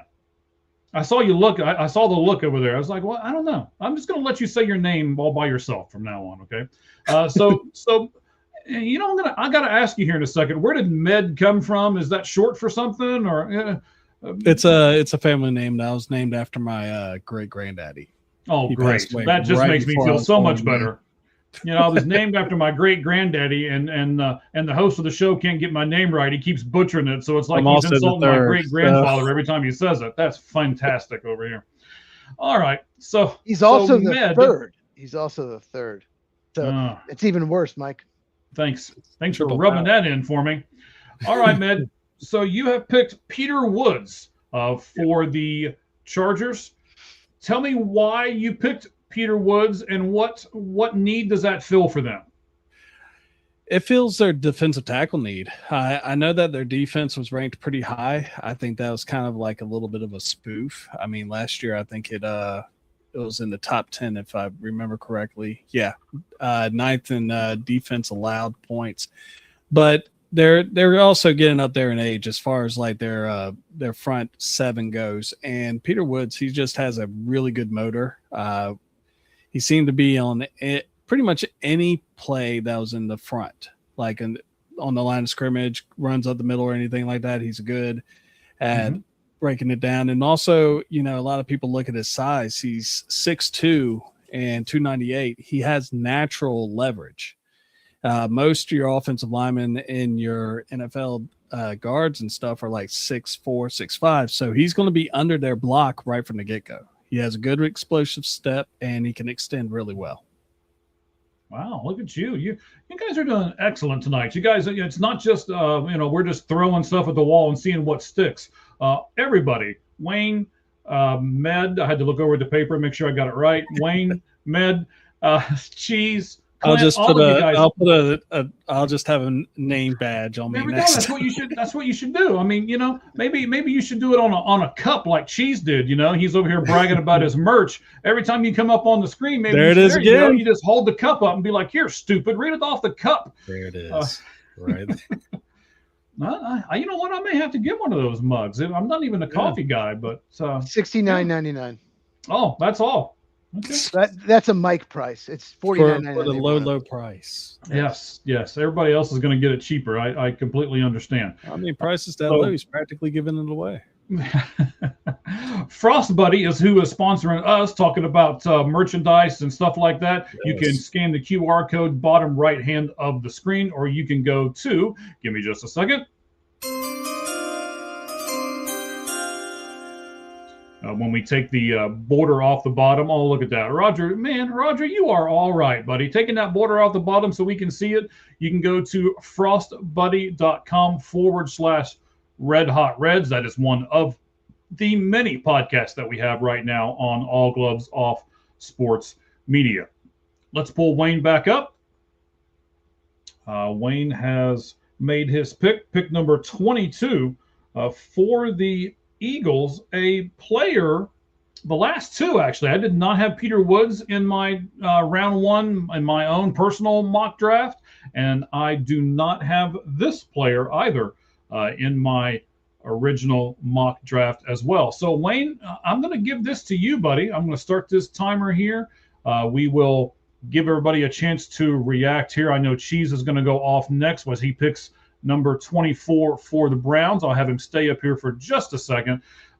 Wayne, tell me who this guy is, because this guy's got, he's got a hyphen. He's got all kinds of stuff in his name.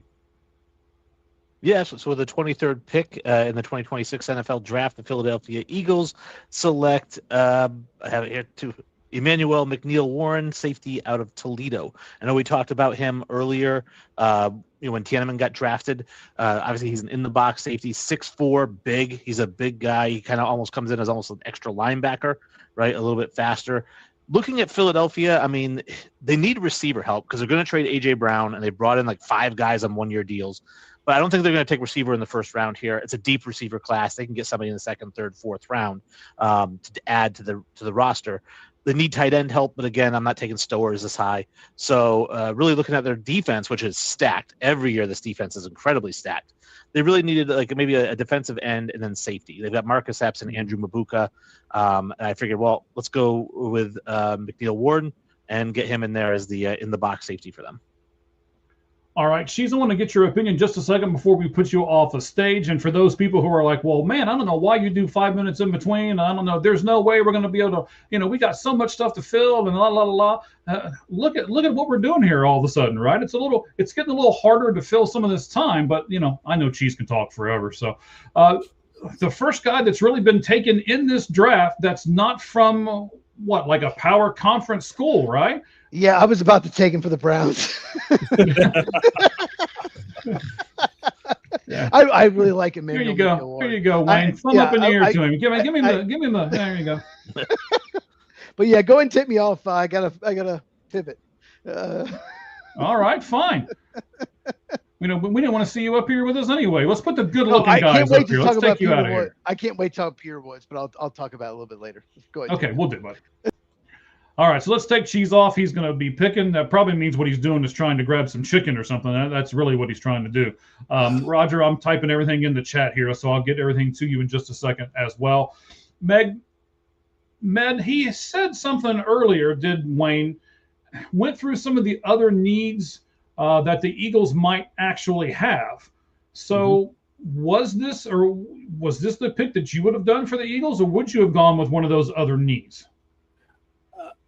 Well, I mean, I'm more of on the pass rush side, but I definitely can see this. They definitely faltered a good bit towards the backside of their defense. But when you read up on McNeil-Warren, he reminds me, the way that his play style is, it kind of reminds me of C.J. Gardner-Johnson in a lot of ways. He's a very aggressive, great run supporter. He can get up in the box, has enough speed to be able to recover if like little deacon dunks right over the top. This pick is actually pretty good. He's like a Swiss Army knife in the backfield. Wow, Swiss Army knife, yes. So there's some guys in this draft, Wayne. I'll take this back to you since you made this pick. There's some guys in this draft who are really, really good at one particular thing. Like, we especially like pass rush, stuff like that, right? So he may not be in there on a rundown, but he's a great pass rusher. You pull him in on those type of downs and you just let him eat. And then there's some people like, Emmanuel McNeil-Warren, who you just picked, who seems to be that Swiss Army knife and is not great at anything, but is, above average at 4 or 5 different things. Which guy do you like, Wayne? The guy that's really good at one thing, or the guy that's above average at 4 or 5 different things? Well, the old adage, right, is jack of all trades, master of none, right? And so Sure. it's which do you really prefer? Obviously, it depends on what you're looking for. I mean, first of all, I think he actually is really good at run defense. He's a phenomenal run defender. So I think that's really his strength. But when you say Swiss Army knife, I mean, you can put him at linebacker, you can put him at safety, you can put him in a lot of different spots, nickel. Not so much that he does a lot of things average. But as far as me personally, I guess when I'm drafting, especially in the first round, I would rather have a guy who excels at one thing than a guy who's good at lots of things, because I can teach him those other things, right? If he's elite at pass rushing, I can teach him how to stuff the run. If he's elite at stuffing the run, I can teach him how to pass rush, right? Okay. I don't want a guy who, usually those guys who are average at everything, they have a high floor, really low ceiling. The guys who are elite at one thing have an incredibly high ceiling, right, but a low floor. But that's what you do in the first round, is you take those guys. Right. So it's like a shortstop in baseball, right? Same concept. I guess, or any sport. I mean, in the NBA, it's like drafting a kid out of high school, right? If he can score the ball, you're like, well, he's 18 years old. I can teach him all the other stuff, So versus if you draft a guy who's a senior from Duke, yeah, he probably does everything good, but he's never going to be more than the seventh guy off your bench. All right. I like it. Cheese has made the pick. Got it right here in front of me as well. So I'll just give you this. That pick goes to the Cleveland Browns at number 24. And the pick that Cheese has made for them, offensive tackle, again, another sophomore, another guy from Utah, 6'6", 308, Caleb Lomu. Cheese. Wait a minute, I'm not looking at the screen. Hang on, I'm sorry. Terrible host. I got to put you back up here. Let me see here. Who we taking off? Med. Oh, Med gets the pick for his Bears next. I can't wait for this pick. So let's take Med off the screen real quick. Let's put Cheese back on the screen. There we go. It took, I was gonna say, gotta bring me back on. I know. It's I don't know, man. I've got like 4 or 5 different things going on over here. Okay, I can't be great at everything. I'm kind of, I'm not the Swiss Army knife that Emmanuel McNeil Warren is. Okay, I'm only good at 1, maybe 2 things at the most. But I know you're great at all of this stuff, man. You do all this draft analogy and everything else. So why, sir, did you pick? Is it Lomu? Lomu, Caleb Lomu. Yeah, I wanted Emmanuel McNeil Warren. Really wanted him for Cleveland, but great pick for the Eagles. Love that. This is not necessarily what I do. This is a projection. This is an Andrew Berry type pick. I really like Lomu. I don't love Lomu. He has a ton of talent. He moves well. He's fluid. He looks like a franchise left tackle. I love his athleticism. He has 2 humongous flaws. His play strength sucks. He gets bullied and pushed back. And he opens up too quick. His technique is kind of a mess.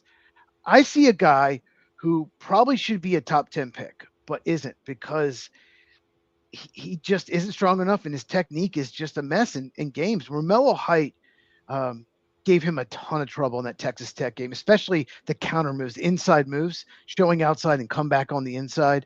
And there's been some question, does Lomu really love football?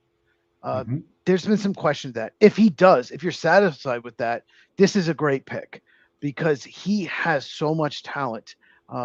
He has the length, athleticism. He has everything you're looking for in a franchise left tackle, but he just has, a couple flaws that are fixable. Don't get me wrong. They're very fixable. I just don't know how much he loves football, but someone's going to take a chance on him. All right. So Wayne, I was looking at the next pick. I almost gave it away. That'd have been awful. So Utah out here on the West Coast. Wayne, you're over on the East Coast. When you're doing all of these draft things and you're analyzing everybody, how difficult is it for you to get information on people that's on the opposite coast that you are? Well, I think with the advent of YouTube, it's become a lot easier to watch videos of guys no matter where you are. So it's like, yes, obviously you can't watch the games live, or you could, but I mean, you have to stay up late. Some of these games start at 10:30, 11 o'clock East Coast time. Mhm. But the next day you can go watch the all 22s or something like that and watch game film on a guy. So it's not that difficult to come across the game film. So I'd say you get a good idea. I wanted to ask Cheese the question, actually. Sure. His thoughts on, obviously, like, I love DeJuan Jones at left tackle because he's massive and I just love him there. How hard do you think it is? Because all the time, like when we do these things, people say, oh, you can draft a left tackle, just move him to right tackle. Is it really that easy? Like if this guy played left tackle his entire life and you put him at right tackle in the NFL, the pros, how difficult is that? Or is it as easy as we think it is? Because tackle's a tackle. It works for some and others it doesn't. Like it was easy for Joe Alt, no problem. Easy for Penei Sewell, but those are like freaks. But I don't necessarily love DeJuan Jones. I think he's going to be the starter next year, no matter what. That's what I was thinking. Like Lomu may need some time to fix his technique. DeJuan Jones could be the starter this year. He could take over next year. Interesting. Yeah, DeJuan Jones. Yeah, I'm just curious why you like him so much. I don't know.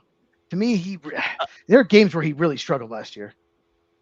Certain guys I like for different reasons. And maybe it's because he's from Ohio State. I don't know, but I like the size. That's a great reason to love somebody.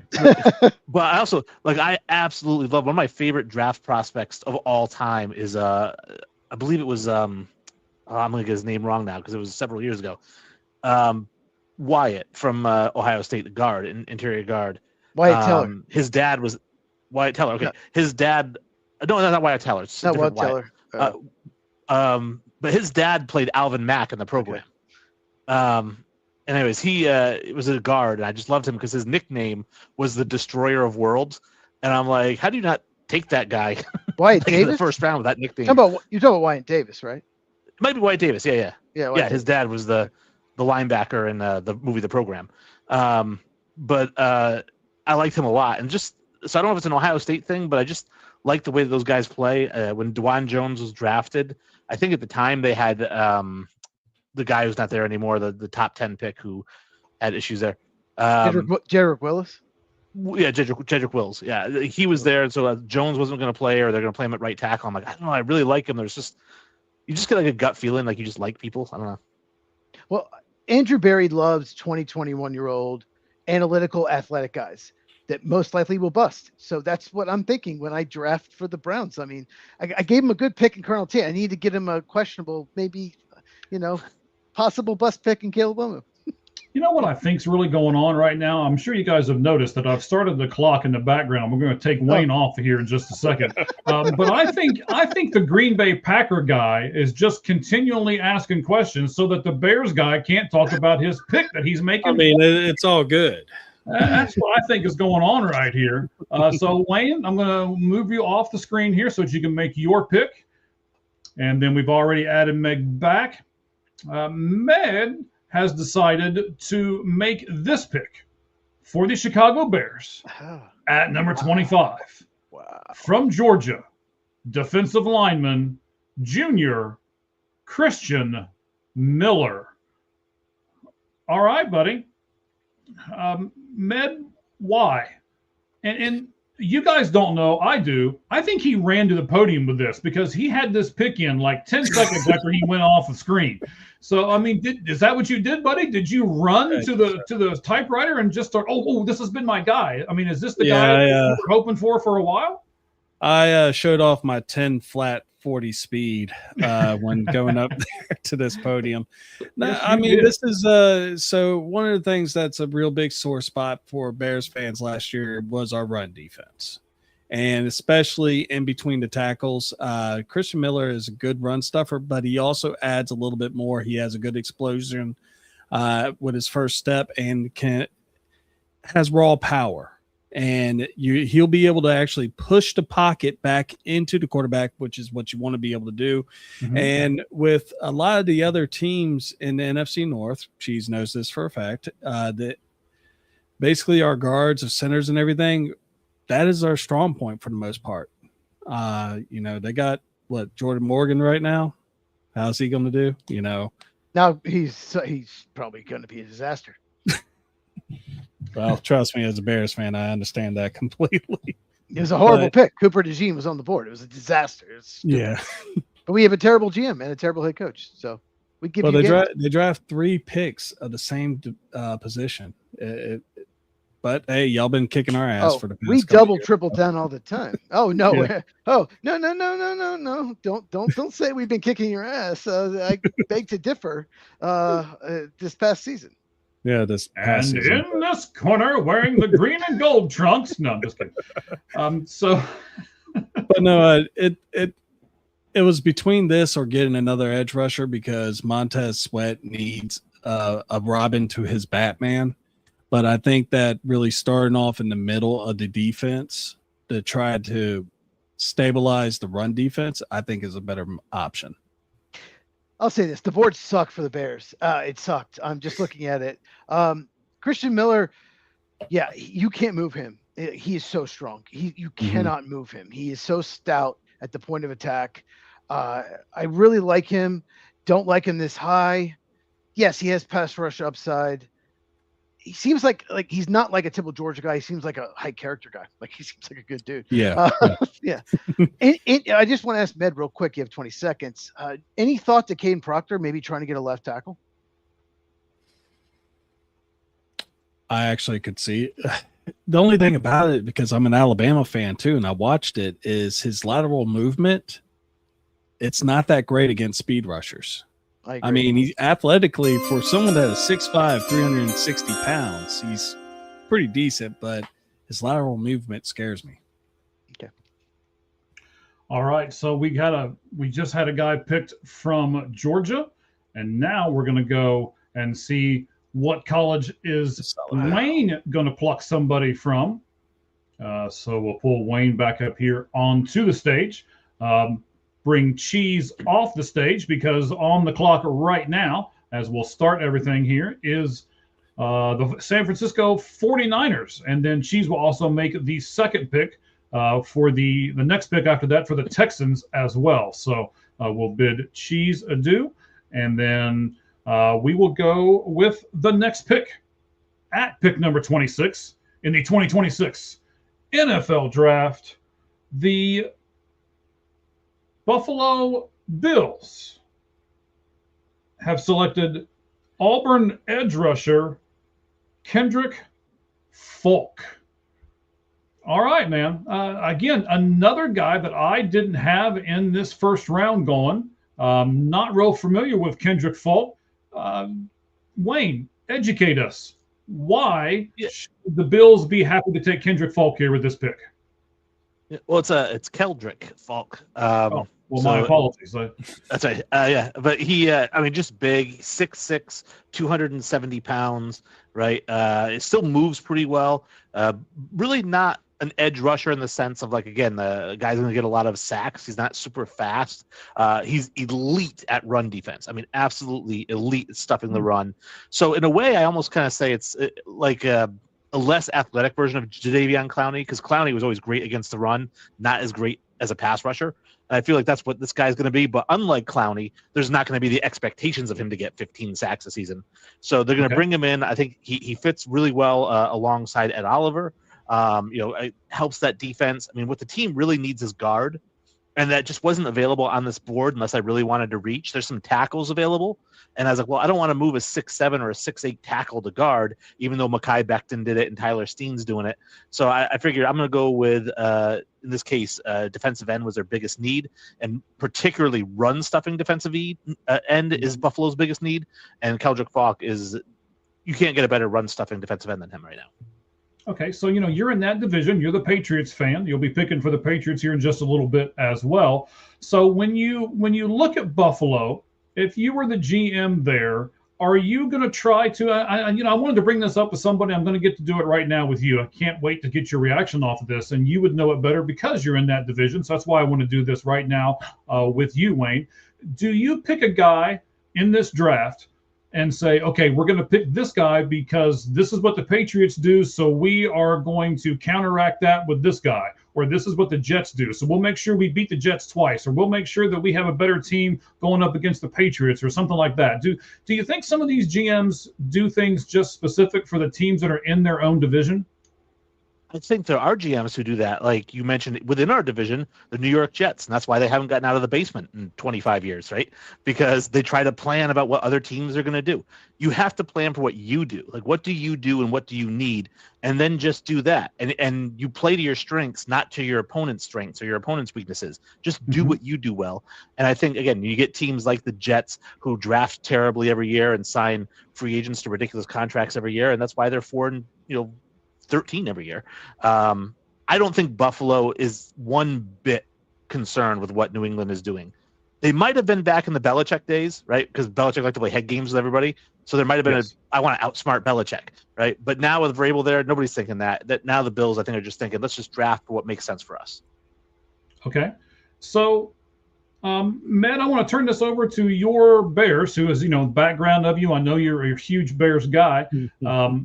So when you're looking at this, do you think there's someone that the Bears might take that they may reach for with that pick that you just went earlier on, just based upon a need within their division? Do they look and they say, we have to beat Green Bay every year? Is this a Michigan, Ohio State thing where we've got to beat this team every year and therefore we're going to pick this person?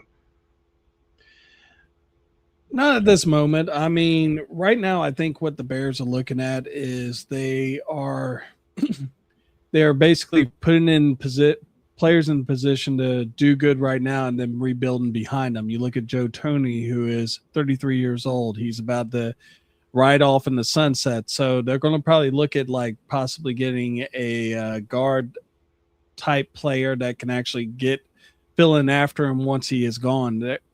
Tackle has always been a very key thing to actually look at too.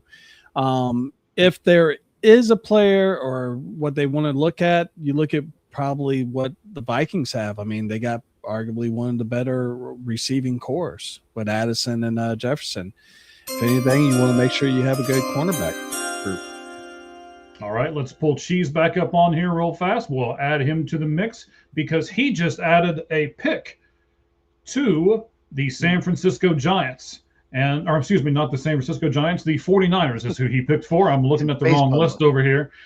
So he picked number 27 for the 49ers. Now, ladies and gentlemen, I know I'm going to give you some inside stuff here real quick. I'm going to take you into our private chat that we've got going on over here. As Cheese says, the 49ers always take defensive line or wide receiver. And I don't know how he meant it because it was on a type, but I took it as if he's saying, almost like the stupid 49ers take these guys simply every year.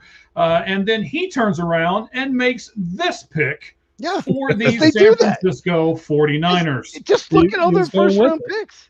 They always take defensive line or wide receiver. So I just continue the trend. Incorrect. That's what they do. Even second round, they go wide receiver and defensive line. You have the ability to buck the trend, Cheese, but no. Cheese just follows suits, and he takes wide receiver from Washington, Denzel Boston. So why didn't you buck the trend? Why did you do what they've done every single year? Yeah, John Lynch Jr. Well, it's a need. And it's actually a huge need. Juwan Jennings is still unsigned, but he's gone. Brandon Ayuk's not going to be back. It's a big need for them. They need some they have defensive issues as well. But I thought about, if Caleb Lomu was there, obviously I took him for another team. He would have been a possibility. But I like Denzel Boston. I think he's 19th or 20th on my board. He runs better routes than a lot of bigger receivers. He's like 6'4", 210. Those kind of receivers typically aren't great route runners. He's a little better than you probably think. And I said this on my channel about him because I've talked about him a lot. He's not as good as Drake London, but he's better than Michael Pittman. He's somewhere in between. And that player is worth going in the 20s. He is going to be a red zone weapon. He's great at contested catches. He has incredible hands. So it's just a really good fit for the 49ers. Okay, so I'm going to pull you off stage, Cheese, but I want you to know I'm going to ask this of you when you come back on the next time. I want a receiver comp for Boston from you, and then whoever else you're going to choose, I want a current comp for that guy too. All right. I just said in between Drake 1 and Michael Pittman. I said somewhere in between. I just gave you a comp. You know what? I'm just where's the remove off screen button? Where is that? Oh, look, there it is. Okay, so all right, gentlemen, I'm going to ask both of you the same question here because I couldn't wait for somebody to pick Boston. I was hoping somebody would because I have a question already prepared for you. He sat behind Roma Doomsday and Jalen McMillan and also Polk as well. So do you think, gentlemen, and Matt, I'm going to start with you, buddy. Do you think it's good to sit behind some other receivers and maybe not get extensive playing time and learn from them? Or do you think it's better to come to a college program and play all 4 years and be the number one guy for like at least 3 of those 4 years? Yes, it's always good to sit behind other players and actually learn parts of their game, and then you could take those parts and bring it to your own.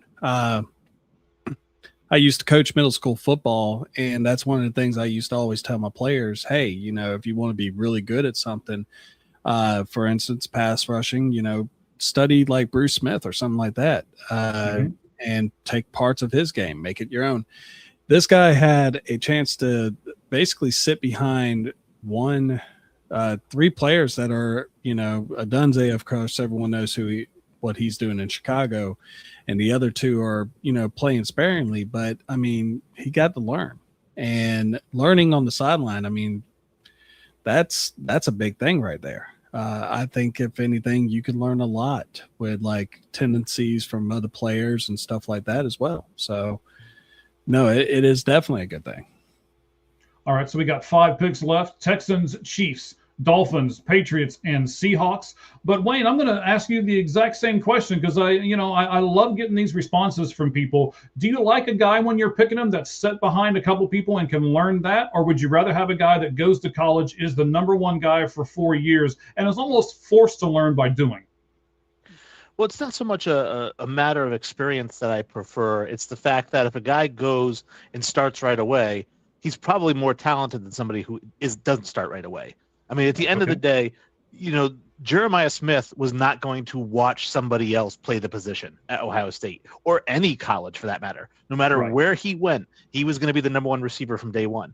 So guys like Boston, who, you know, he's a nice receiver, he's fine, but like he's a guy who wasn't good enough to catch 60, 70 balls as a freshman, which means that he needed time to develop physically. He needed time to develop. And the problem with that too is when players talk about going from college to the pros, they say, what's the biggest adjustment? Is it how fast the game is? No, the game is just as fast in the pros as it is in college, pretty much, right? The biggest adjustment is the film study, and just knowing your opponent, nonstop film study. And in college, you don't have to do that. In college, you can just show up and catch 10 balls without ever watching any film on your opponent, just based on athleticism. If you have to sit behind somebody and watch them play, and if you have to sit in the film room and watch 10 hours of film to be ready to produce, I almost don't want you at the next level because I feel like you've already hit your ceiling. Like you've had to work to hit your ceiling in college. Okay. You know, like I said, I love to get these answers from you guys, and I think it's fantastic. Let me, we got a few seconds here before everything's going to go off. Let me do this and put this back up here. We want to thank Forward Fan for being one of our sponsors. You can take your phone and you can shoot this right here. In fact, any of you guys that are with us right now can do it. So this is a $100 credit to forwardfan.com. It allows you to go on there and get a great ticket for a great price right now. Lock in that price, and then if your team happens to make it, then guess what you've got? You've got a cheap ticket to a fantastic experience, and you can do that through forwardfan.com. All right, so I know it's coming. Cheese has already made his pick. I'm going to go ahead and pull Cheese up here a few seconds early, and I'm going to do that for a very specific reason, because I know I'm going to butcher this name as well, and I'm just going to have Cheese make the pick. So Cheese, with the 28th pick, who do the Texans, no, I'm not saying it, who do the Texans take right now. The Houston Texans select Max Iheanacho, offensive tackle, Arizona State. It sounds like things we use in prison to, knee knockers, but it's Ian Notcher. Is that what it is? Iheanacho, yes. Yeah. He is from Nigeria. Okay. For those of you who don't know what knee knockers are, yeah, Google that, young crunks. And I don't know what that is. I never heard. Yeah, go ahead. Go ahead, Google that and see what happens. I'm sure there's some great videos of people using them on people. Yeah. And yeah. Mm-hmm. Yeah. Anyway. Mm-hmm. Yes. Yeah. So what was why? World War II? What was World War II like? Hey, calm down over there, buddy. And by the way, World War II was okay, except there were some casualties. Okay. So, Cheese, I like this guy because he's from my neck of the woods, Arizona State. I've seen him a lot. I think he's a really good fit for a lot of different teams. Do you agree that he's a good fit for a lot of different teams, or do you see him fitting specific teams, and that's why you chose him here for the Houston Texans? I think he should go so much higher than this. I love Max Iheanacho. He's my number one tackle in this class. I have waited very patiently to draft him. In fact, I probably wasn't going to draft him if Clint didn't opt out, because I just don't think he's going to go that high. But he started playing football in 2021. He is still raw. He still needs some work. His footwork isn't great at times, but he's so mobile. He's so physical. Anyone that's saying Monroe Freeland should go top 10 because he's a good athlete, his upside. Well, Iheanacho has more experience than Freeling in college. He has a whole year of extra experience. He played right tackle at Arizona State. He has 34-inch arms. I think he can move over to left tackle. He had a great Senior Bowl. He improved every year. He's really high character. The more I watched, the more I liked, and he did a much better job against David Bailey, much better than Spencer Fonto did. So the more I watched him, the more I watched his interviews, his workout. I absolutely love this guy. He is going to be in my top 15. So yeah, Max Iheanacho, right tackle, Arizona State, and Houston Texans. Even though they signed like 16 free agent offensive linemen, a lot of those guys aren't that great, but he probably can sit for a year, improve his technique, and then take over next year either at left or right tackle for them. All right, Wayne, Cheese ended this whole thing by saying something that's intriguing to me, and I want to get your opinion on it here. So sometimes, especially later in the first round, you're going to choose a pick that might not be a starter from day one. So if you're doing that and you're looking at the draft board and you're like, I'm not sure if this guy is an actual day one starter, but I think this guy over here has a higher upside and he probably has to sit a year. How do you differentiate between a guy who you figure is going to have to sit a year or a guy who is a fringe starter? I think that for me, if I'm drafting a guy and he has to sit for a year or whatever to learn the position, to get better at it, whatever the reason is that he has to sit for a year, if it's in round one and I'm taking him knowing he's not going to start, he better have a ridiculous upside. Like he really better, because I don't want to draft a guy who has to sit for a year so that he can be good. If he sits for a year, he better be great. You know what I mean? Because your first round guys are supposed to start. All 32 picks are supposed to start. Maybe the exception is quarterback because they have to learn a little bit, but they all should be starters. So if you're drafting a guy saying, hey, I know he's not going to start, then, like I said, he better have like a really insane upside. Okay, so I understand that, but we're also, Wayne, looking at this draft, and this is not a great draft beyond like the first 12 or so picks, right? So is this draft a little different in this category, or do you still hold water and say, no, if I'm picking somebody in round one, they better be a starter? There's 32 picks in the first round, and there's over 1,000 starters in the NFL. So there are 32 guys in this draft who can start day one. So if you're not drafting one of them, then like I said, it's got to be because you're expecting this guy to be a Hall of Famer at some point. All right, Cheese, I'm going to turn the same question back to you. There are several people who are starters that you can draft in this draft. Do you agree with that? This is, Wayne mentioned earlier, this is a great draft in the third or fourth round. It's terrible in the first round. I think it's pretty good in the second round, but I think there could be 50 or 60 third and fourth round prospects. And, with compensatory picks, it's hard to, have the number of picks there are, but they're usually 30 or 40 picks, and at least 32, but maybe 40. But there's a lot of there's a lot of solid starters in this draft. I'll say that. There's a lot of guys that can probably start that will be average, maybe above average starters. Like center, somewhere between 70 and 100. There might be 5 centers in my top 100, but there's probably none in the top 70. There's just a lot of solid, good starters in this draft. There's just not a lot of playmakers. All right, I'm beginning to feel like I'm not a very good drafter. That's what I'm beginning to feel, because the next pick in the draft is awesome. I mean, I keep saying this. No, they're not in my first round. Nope, these people are not in my first round. Nope, these people. So I feel like the average Joe guy over here who thinks he knows how to draft but probably does not. Right, and that's why we bring guys like Wayne, and that's why we bring guys like Cheese and guys like Med on, and of course guys like Clint. Even though he's already left, he had an obligation with his kids and everything else. I'm not taking a guy away from his kids, so I certainly understand it. But we've got another one that is not on my top first round picks, and to be honest with you, so Med over here typed his name in, didn't tell me what position he is, didn't tell me what school he went to, didn't tell me anything. Edge rusher Clemson. Med, you know what? I think what that means, Med, is you want to announce this pick all by yourself. So take it away, buddy. Who are the Chiefs taking at pick number 29? At pick 29, Med is trying to atone for the error of his ways by selecting edge rusher from Clemson at TJ Parker. All right. So again, just because I don't have the guy on my list, don't people out there who are watching and our numbers just keep growing and growing and growing, even though it's getting really late on the East Coast. I guess all of our West Coast friends are kicking it in, and they're signing on here and listening to us right now. But Med, edge rusher, and Chiefs. Yeah. Do those two things go together?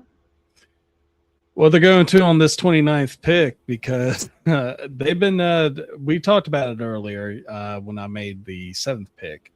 They do need an edge rusher. TJ Parker does. The one thing that kind of reminds me a little bit is a lot of people, when George Karlaftis, I probably butchered that name, from Purdue, was drafted by Kansas City. They said the only thing that they said about it was this guy has a high motor. TJ Parker also has a very high motor. He keeps going. So, I mean, it was him who has had a steady incline through his college years, or Zion Young from Missouri, who kind of just popped up this past season. I was also looking at Colton Hood because of the cornerback issue that they're going to have. So I went with edge rusher. Yeah. Okay. So where's TJ Parker from, Matt? Clemson. Clemson. So ACC. Cheese, I'm going to ask you this. We have said before on our show, the ACC was down this year, yet I think this is like the third person from Clemson that I've seen taken in this mock draft so far. Is Clemson the only decent team there, or when we say they had a down year, does that mean they just don't? They're still going to get picks. What does that mean when ACC has a down year, Cheese? I love you, Mad. Love you to death, but you're not probably going to like what I have to say here. Go for it. I was expecting it. Peter Woods has really short arms. He has amazing as a freshman. He was decent as a sophomore. He was terrible last year. He's not in my top 50. I wouldn't touch Peter Woods. I'd never seen a player be that amazing as a freshman and be that terrible as a junior. TJ Parker had 11 pressures his entire season last year for Clemson. 11, not sacks, pressures. He's got a good motor. He got way worse. I don't know what happened to Clemson. I blame Clemson. Talent is there. Peter Woods was projected to be a top 10 pick going in the season. TJ Parker projected to be a first round pick. You cannot draft a guy with 11 pressures high. Maybe someone will. I don't know, because he has talent. He should be a good edge rusher. He should be a good run defender. He has all the ability to be good. 11 pressures the entire season. Oh my God, he's horrible. Clemson did not develop anyone. Maybe Blake Miller, who somehow I think is still available, but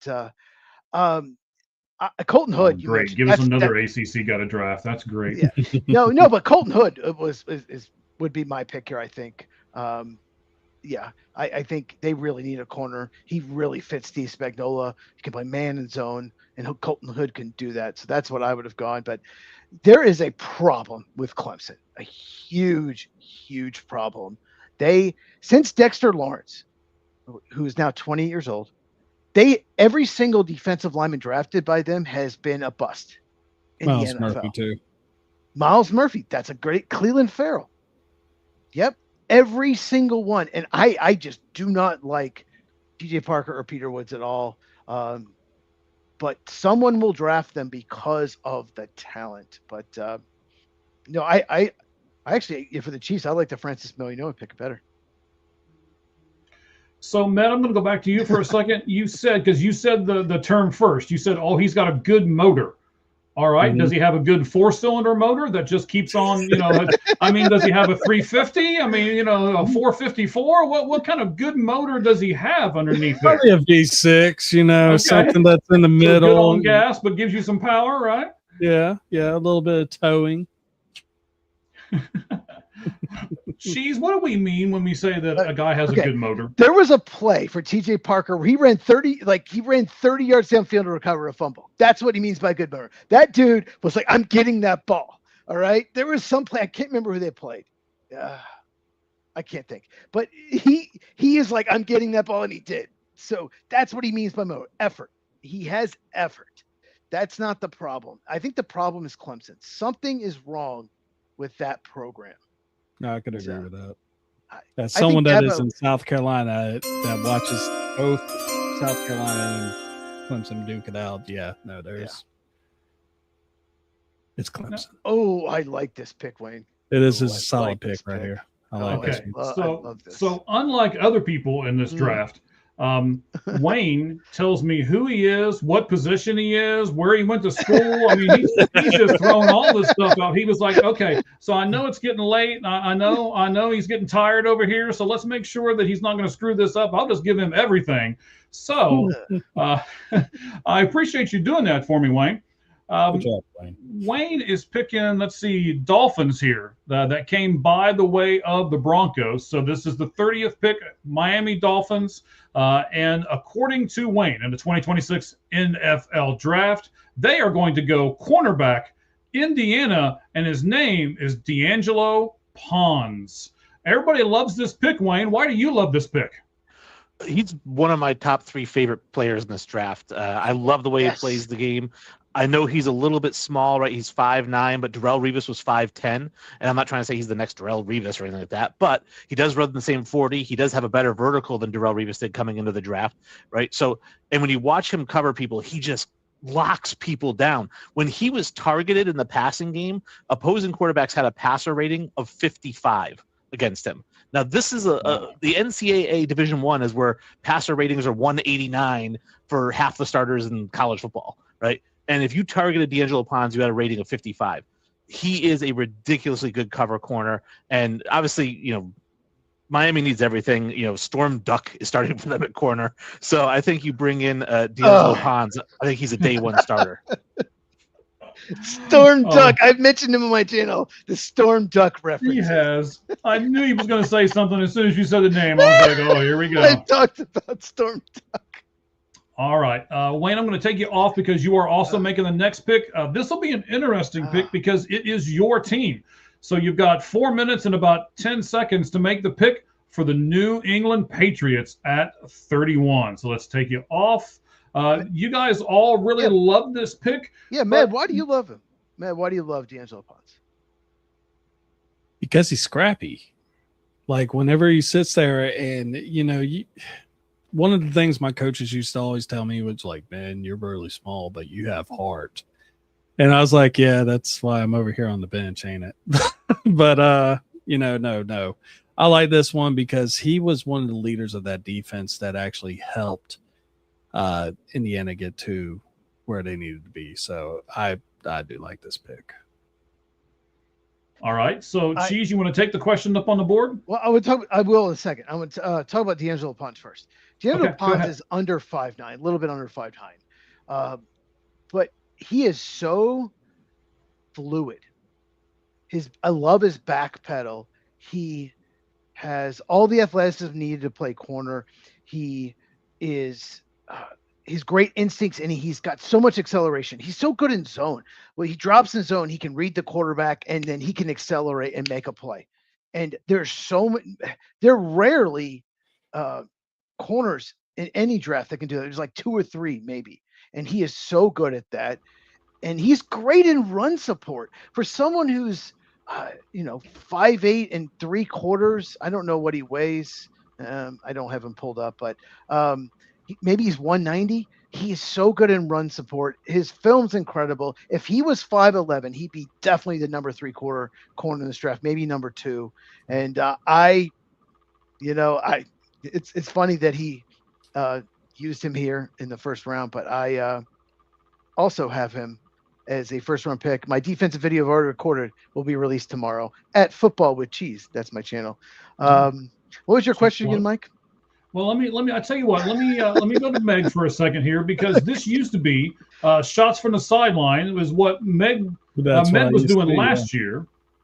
Oh, the right? trade on Stooks. Okay. Yeah. So Med, is this you doing this, or is this somebody else doing this from that is shots me from the doing sidelines? it? Because I honestly wanted to know what y'all's opinion was, because I remember Cheese told us to look up some gems. Okay, so trade in Stooks. Okay, he is an older rookie.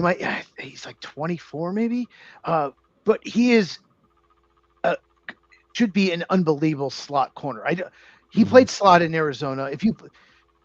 So he will probably play slot in the NFL. But I wouldn't even be shocked if he goes in the first round. He is really athletic, really fast. Like, his film was some of the best of any corner.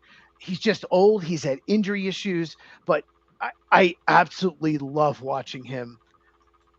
I think he could sneak into the first round, but I also could see him going like 61st. I don't think there's some mocks have him going like 95th or 105. No way. His age is what's going to hurt him, but he is a starting slot to me in the NFL. Just so much to like about him. Just his read and react, his reaction, his process speed, his instincts are incredible. All right, everyone. So we are on Facebook, on my personal Facebook account. We are on YouTube, both mine and Cheese's YouTube. Cheese, what's your YouTube account, buddy? It's at Football with Cheese, Cheese spelled Chez, and I'm on X at Football Cheese, basically without the with. Okay. So the YouTube for us is All Gloves Off Sports Media, all the way spelled out. We do have a Twitch account that this is being broadcast on right at the moment. We have both our X's. Cheese already gave you his X. Ours is All Gloves Off SM. And Meg, while we got a few seconds here, we'll wait till the chimes go off, but I want you to plug your stuff for us as well here. So chimes and then you. You can find me on Twitter at Nerdcadia Stands and on YouTube at Nerdcadia1. All right, we are going to put Wayne back up here. We are going to take Cheese off because the last pick in this year's draft goes to the Seattle Seahawks, and Cheese will be making that pick. So he comes off here. Wayne, before I make your announce the pick that you've done for us here, buddy, give us your social medias and tell us where you are. I know, man, you are a big deal here at this spot now, right? What's your title with the sports company you're with now? Yeah, with Anubis Sports, I am the CEO, president, founder, creator of AnubisSports.com. I'm also a writer there and an editor. I handle the training and the onboarding. So obviously I started this endeavor. I'm very excited for it. I think the quality that we're putting out already is incredible. So I think if people are interested in reading high quality opinion-driven articles, definitely check out AnubisSports.com. We're on Instagram at Anubis Sports LLC. We are on LinkedIn, Anubis Sports. We post all of our articles there. But again, you can just go to AnubisSports.com and get all of our articles. It's a great, easy to use website, so you can navigate it quickly to whatever sport is your favorite. All right, so Forward Fan, I appreciate you guys. They have come on, they have reposted everything for us. So maybe that's why our numbers just keep going up and up and up, because people are joining us, they're reposting it. So everybody is liking what we're doing here. We are close to the end, a little over 3.5 hours in, and I appreciate both of you, because I'm on the West Coast. It's not near as late for me as it is for either one of you. So thank you guys very much for being on here with us. All right, Wayne, I don't think I've let you do it, so I'm going to let you do it now, because it's your team. Tell me, sir, who you have chosen. You are standing at the podium. You, sir, are a very proud fan of the New England Patriots, and you're going to be able to make a pick, sir. So who did you choose for the New England Patriots at number 31? All right, and you can hear me okay? I can't hear you okay. Yes, I was a little worried. I saw you moving stuff, and I was like, well, oh, no, I'm putting him on the spot. I'm not going to be able to hear him. But, yes, sir, we can hear you just fine. All right, perfect. Yeah, my headset died, so I had to switch over to the camera microphone. Yeah, that's what happens when you're online for over 3.5 hours, right? Yeah. But, yeah, the New England Patriots, pick number 31. We went with Caden Proctor, tackle out of Alabama. In the same way that Sonny Styles was a complete lottery win for the Cowboys, if Caden Proctor is still on the board at 31, this is a huge win for the Patriots. Like I said, I think they're trading out, but they do need help on the offensive line. They do need help at tackle. Right now, their starting tackle is Morgan Moses at right tackle going into the season. Will Campbell's at left tackle. Vrabel said he's not moving from left. He's not going to move him to the right side. But Caden Proctor could force that issue because he's 6'8", 360 pounds. He's an absolute monster who manhandles people. I think whether you put him on the right or the left, immediately this is an upgrade at the offensive line position with him and Campbell. You can move Moses in potentially to guard, or you can just stick with Nwinu and Elijah Vera Tucker, who's a great pick. So I really like this pick here. I wasn't planning on taking a tackle, but when I saw Proctor was still there, there's no way I could pass it up. And, like you're saying, this is one of those times to where this is the way the draft fell. You're not expected to take this guy. He's pretty high on your board, and you're like, I can't believe he's still here. But you have to take this guy, right? 100%. All right. I like the pick. I think this could, and I also want to talk to you here for a second about forcing the issue with Campbell. Do you think that Mike Vrabel is just being stubborn here? Do you think Mike Vrabel just feels as though he needs to have Campbell's back here? Why is he doubling down almost? And we're not real sure about how Campbell's going to be at his position, yet Vrabel's saying we're not moving him. I think if you know Mike Vrabel as a head coach, this is exactly what he's done in the past. He's a player's coach. After every single game, he stands out there and high fives people, pats him on the rear end, pats him on the helmet. Every single player gets in the locker room before he goes in. He's the guy who stands up for his guys. His guys know that. So I think Will Campbell got absolutely torched in the Super Bowl. He was playing on a bad knee, they were saying. He had to have that checked out. That may have been an excuse. But I think that Vrabel just kind of came out and said, listen, this is a really good kid. He played like an all-pro, almost all season long. And then we got to the playoffs and he struggled because he was hurt. We have no interest in moving him to a different position. I think that that's fair, but I also think that Mike Vrabel, when he says that, isn't thinking Caden Proctor is going to be available at 31. Okay, so then this could change everything. But again, you've got to make this pick, so I completely understand it. Med, I want you to give me a little bit of a different perspective because I know you're an Alabama guy, and here we go. The Patriots are taking a tackle out of Alabama. Tell us some things about Proctor that we might not know. Well, for his size, he moves really well. One of the things that DeBoer was doing with him, he was actually putting him in for a lot of gadget plays. You wouldn't think that a 6'8", 6'6", guy that was 360 pounds would catch a screen pass, but lo and behold, he did last year. But no, this is the perfect situation, like Wayne kind of said about is. The offensive line got beat up during the Super Bowl, and no one's going to really push this guy around. And besides his power and everything like that, he is a good team guy. So no, this is perfect for him. All right, we're going to put Cheese back up on the board. This is the final pick of the first round of the 2026 NFL Draft. It belongs to the Seattle Seahawks, and Cheese has chosen for them Malachi Lawrence, edge from Central Florida. Cheese, you're taking a guy from Central Florida. How good does this guy have to be in order for you to choose people that are out there still that are from Alabama and Auburn and I don't know, maybe Clemson or something like that, right? You're taking a guy from Central Florida. Why would anyone take anyone from Auburn or Clemson in this draft? To answer your question, I love Malachi Lawrence. He is so explosive. His first step is incredible. He had such an amazing breakout year. His change of direction, his counter moves, and he's got really good length. He has all the tools to be an elite rusher in the NFL. He still needs some work, no doubt about it, but you cannot coach what he has. And, never going to be a great run defender, probably designated pass rusher only, but at 32, and Seattle Seahawks, they love pass rush depth. They lost Bowie Mafe. So this is kind of a luxury pick for them, but why not? I think Malachi Lawrence might even go higher than this, but I just, when I made my other picks, couldn't find a spot for him. All right.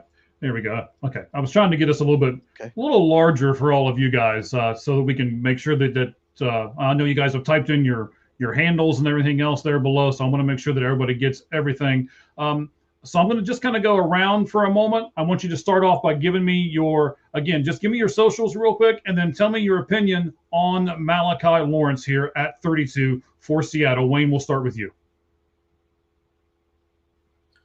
Yeah, so like I was saying earlier that, Anubis Sports LLC on Instagram and just Anubis Sports, if you search for it on Facebook and LinkedIn, we're on there. Not on Twitter anymore, or quote-unquote X, because we got booted for, I guess, inauthentic behavior or something, and then there's like 27 things that can be, and they wouldn't specify it, and they deny my appeal, so F Twitter.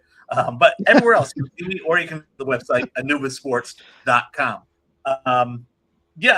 The Malachi Lawrence pick, initially I thought, wow, where is he on my draft board here that I have next to me?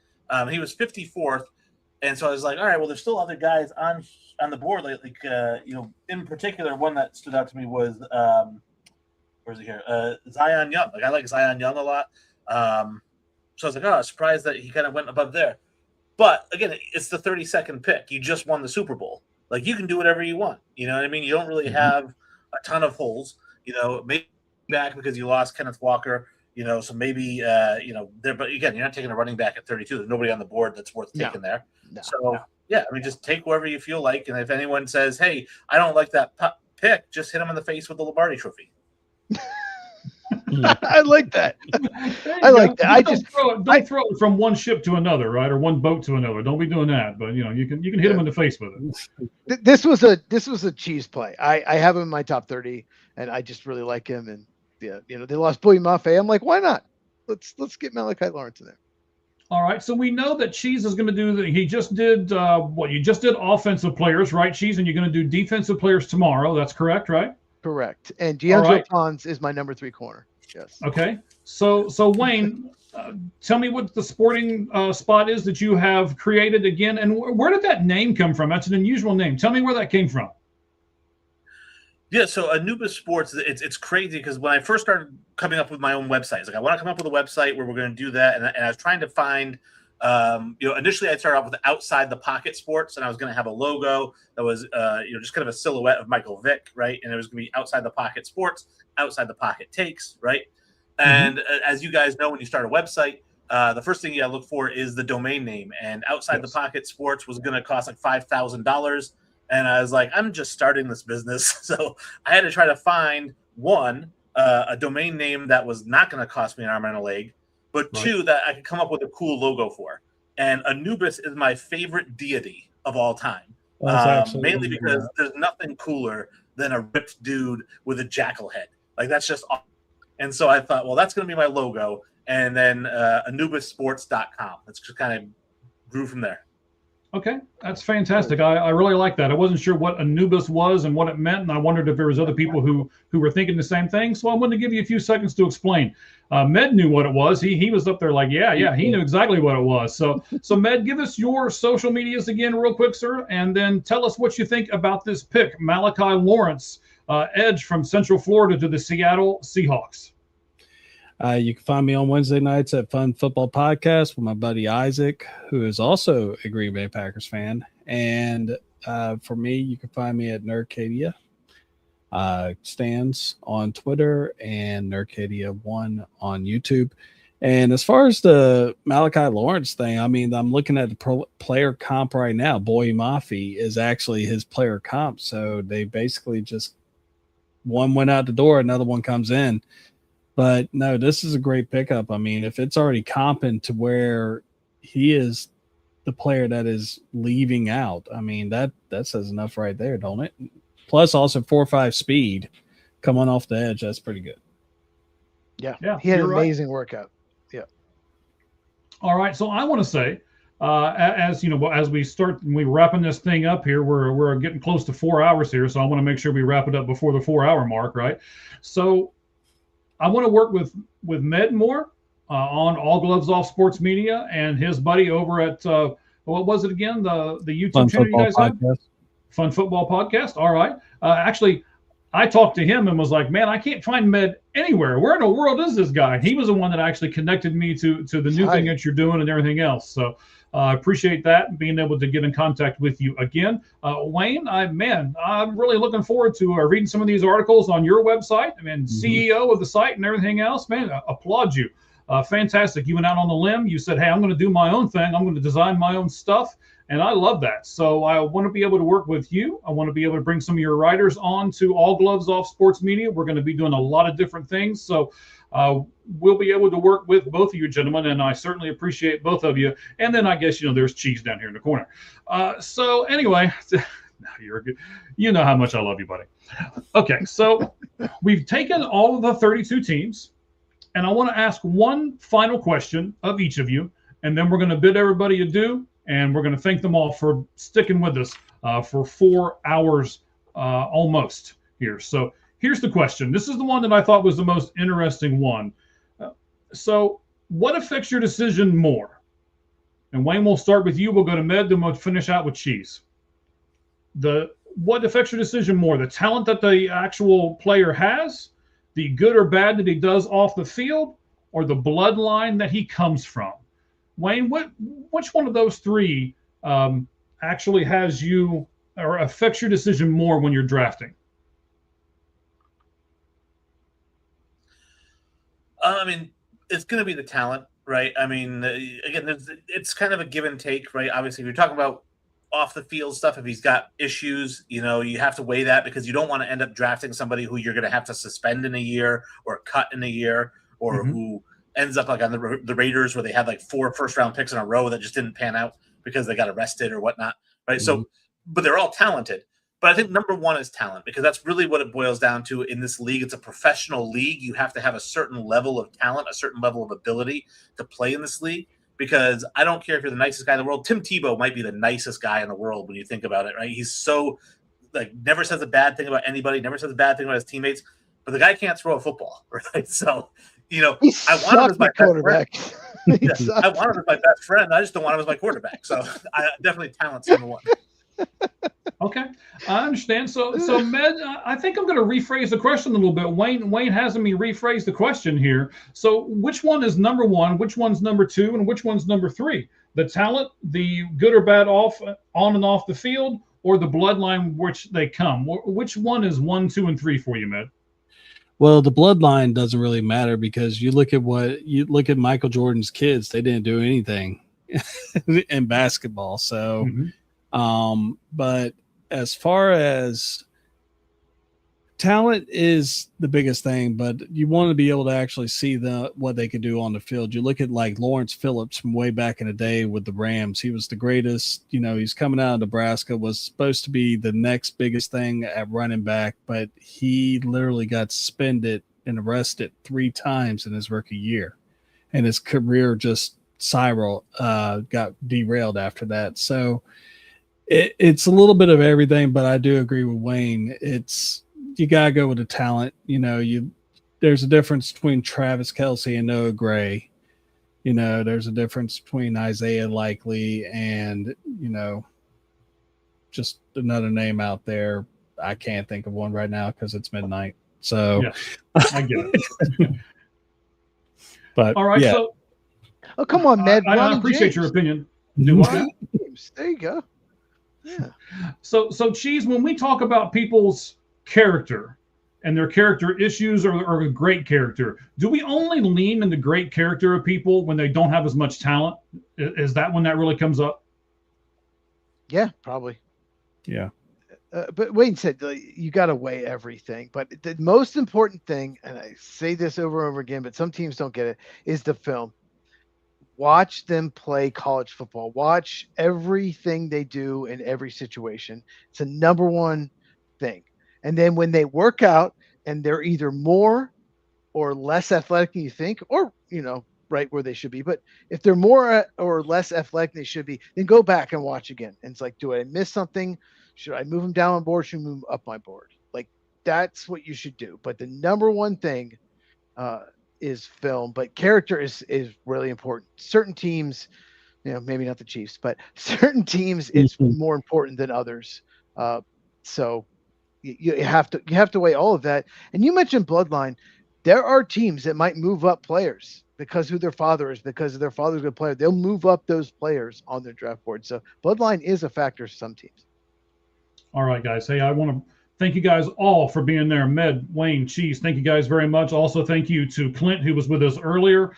Thank you to Mr. First Down and Cheap Pop Society, who will both be joining us here at All Gloves Off Sports Media. The other guy I want to thank, he's still with us. Hang on. Sure. There we go. He's like, what? Huh? What? The guy behind the scenes. We finally get to see him. Yes, he's been doing all the stuff behind the scenes. We appreciate him helping us out. And, of course, Ricky did a lot of the graphics, and Roger helped out with that as well. So we want to thank you, Roger. We want to thank Med, Wayne, Cheese. Nobody cares about me, so we'll just keep right on moving. But thank you guys very much. Also to our sponsors, Frost Buddy. You can scan the QR code bottom right-hand corner, and then you can type in frostbuddy.com/Red Hot Reds to get to our spot there. And then First place Reds. That's right. Throw that out there with the guy with the Reds cap on tonight, right? Yeah. He's still hanging out with us from Cincinnati as well. So, hey, and then, of course, Forward Fan. Thank you to them for sponsoring us as well. Thank you for all of our viewers. It just keeps climbing. But we got to end sometime, guys, especially poor Wayne. He looks like he's about to pass out over there. So let's make sure we get all that. I can't wait to work with you guys more. Thank you all very much. And as we say at the end of every single broadcast, even though this is a football one, the only thing that's fair in life is a baseball hit between the third and first base lines. We'll play a little outro. And gentlemen, if you guys want to stay, you can for a moment. We'll talk some off air. So I appreciate you guys. Thank you all very much. And let's just play it.